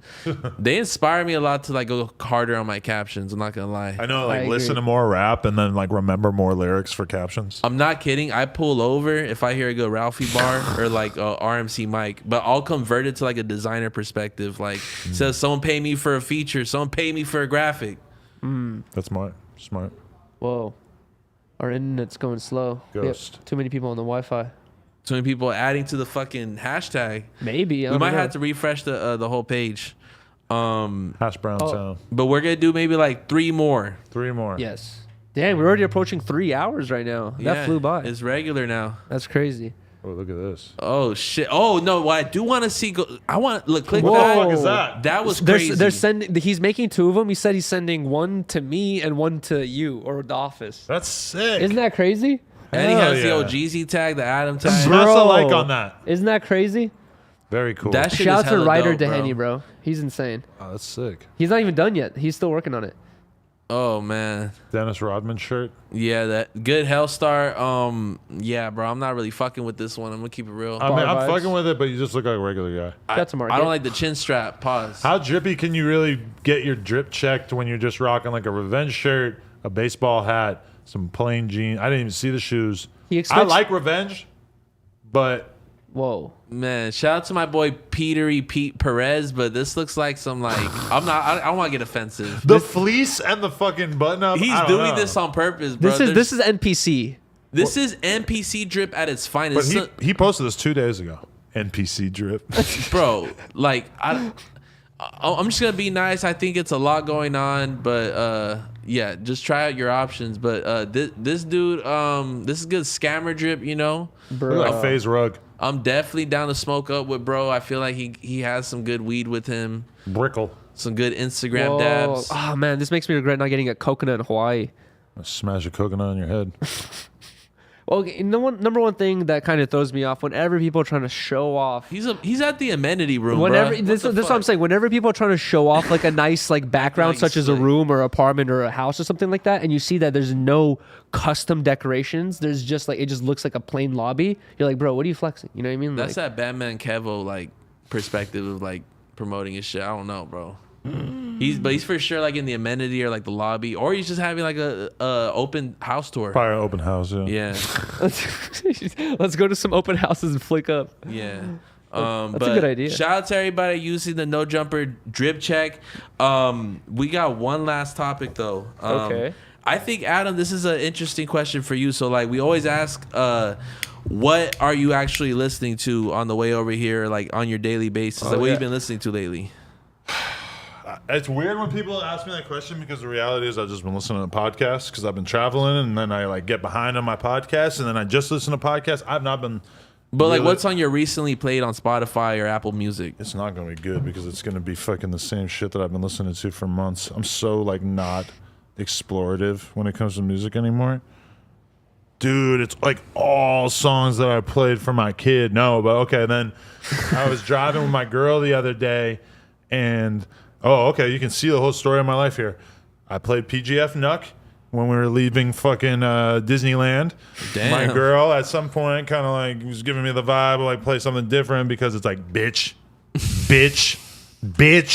She doesn't like playing that around the kid. Whatever. She's a coaster. So then I played Fleetwood Mac. I played the Misfits. Oh my God. I played Danzig. I played Johnny Cash. Okay. I played The Clash. I played Bane, this old hardcore band. I played Jawbreaker, the Ramones. Then I said Vibe Switch, and I played Flu Flama Op, Draco the Ruler. I played Mafia Business, 03 Greedo. I played a bunch of Pooh Shiesty. Then I played It Takes Two by Rob Bass and DJ Easy Rock. It takes two to make a thing go right. It takes two to make it out of sight. So Damn, the it's last funny time I that listened to you're- music was last Friday. You went from PGK Nug to fucking The PGF. Clash. Don't disrespect my hood. But yeah, I bounce around. It's funny Vibe 'cause Switch. earlier today I was listening to Four Non Blondes and Train and like a bunch of shit and like What the fuck is Train? Some I'm a weird Train new metal? dude. they have that song Drops of Jupiter. I don't plan on hearing that. It's such a good song. Because of my kid, it's caused me to like try to find a lot more like rock music and shit and like kind of like folk music and shit like that, just because it kind of feels like the vibe with like a kid more. Yeah, Like exactly. PGF Nug is like great. I love it. If I want to get hyped up driving somewhere right now, I'm probably going to listen to him. But realistically, that is just not the vibe for a little kid a lot of the time. They're just gonna be like, bruh, why everything's so aggressive? And yeah, exactly. It's like, it's just murder music. I just feel like you can't help but like kind of feel like this is not like what I want to see my kid playing too. Even though I do play a lot of rap around her. Yeah. But I'll start my day out with some Ralphie. You know what I mean? I'll fuck around. But lately, go-to. I've literally just been stuck on the new No Cap album. That shit is probably like the best album to me this year. Oh, wow. If you guys haven't checked it out, he just did an interview with Academics. That shit's really, really fucking good. I need to listen to the Future album, the Jack Harlow album. Kendrick comes out tonight. Kendrick's Oh. dropping his album tonight? Pretty Damn. sure. Dang. Yeah, I haven't heard the Jack We Harlow listened. shit. Riley and I listened to a little bit of it. We heard one or two good songs we liked. You know what's crazy is that his manager or whatever, that guy Dave Free, he followed me on Twitter. Oh. Well, he already followed me, and I didn't know. So maybe he followed me since before he was verified, so I never saw it, or maybe before I was verified. But either way, I followed him back today. Oh, nice. Jack But Harlow on Plug Kendrick Talks. interview coming soon. damn, Imagine. that would be. I could see it happening. I could see it. Like You're somehow. optimistic, more optimistic than me. Uh, Yeah. you know who you should interview? Janae Aiko. Why? She's just a star. I don't know anything about her, but okay. All right, but yeah. So Kendrick Lamar's dropping, Post Malone's dropping, DeVito. Who the fuck is that? And DeVito? Black Youngsta. Shout out to CMG and fucking Paper Route Entertainment. You said DeVito? I don't know, bro. Danny DeVito? That's what I was thinking. It says DeVito. He's dropping a song called "Stand Strong." Listen, Mac, we gotta have some good music on this shit, bro. I don't know who DeVito is. That's I just like mean- homie. It's 9, so at least in theory, the No. Kendrick Lamar album should be out right now. I know, right? yeah. Or by midnight. So we're gonna do a maybe. live listen, guys. You right will now. hear the album with us. I don't see it. There Dun, it dun. is. No. And guys, thanks a lot for tuning in to Disconnect Bro. episode 2022. Thank you so much, Adam, for showing up for episode 22 of Disconnected. I had it a is. ball. That was amazing. That was It a was really a good great time. conversation. It had to make sense. Hopefully and we had everything's- Josh too. He kind of held Yes, it down. Josh is in here. Hopefully everything's going okay with Housephone. We're supposed to go to Vegas tonight. I know, I heard. But then I was like, bro, I don't want to advocate for anything going stupid. You know what I mean? So it's like, fuck. Paulo was telling me to go to Vegas. I was like, bro, I just got back from Hawaii. Fucking me and Paul Lord and this fucking girl, we're all gonna have to take a family trip to Vegas. Oh, yo, it might be on. Fucking. The fucking stem It player. might be on Spotify and not on Apple Music because I'm seeing people say that it's on. Yes, here it is. Oh, Wow, wow. look at that. Play the first 5 seconds. You're not down. Hell no. Now I'm you're going to scared ruin the as fuck. pod, bro. Damn, so I got to listen to this on the way home. There it is. Perfect. Why is it on Spotify and not Apple Music? Apple Music lacking. Oh God. Guys, please drop a like. Disconnected. We fuck with y'all. See y'all episode 23.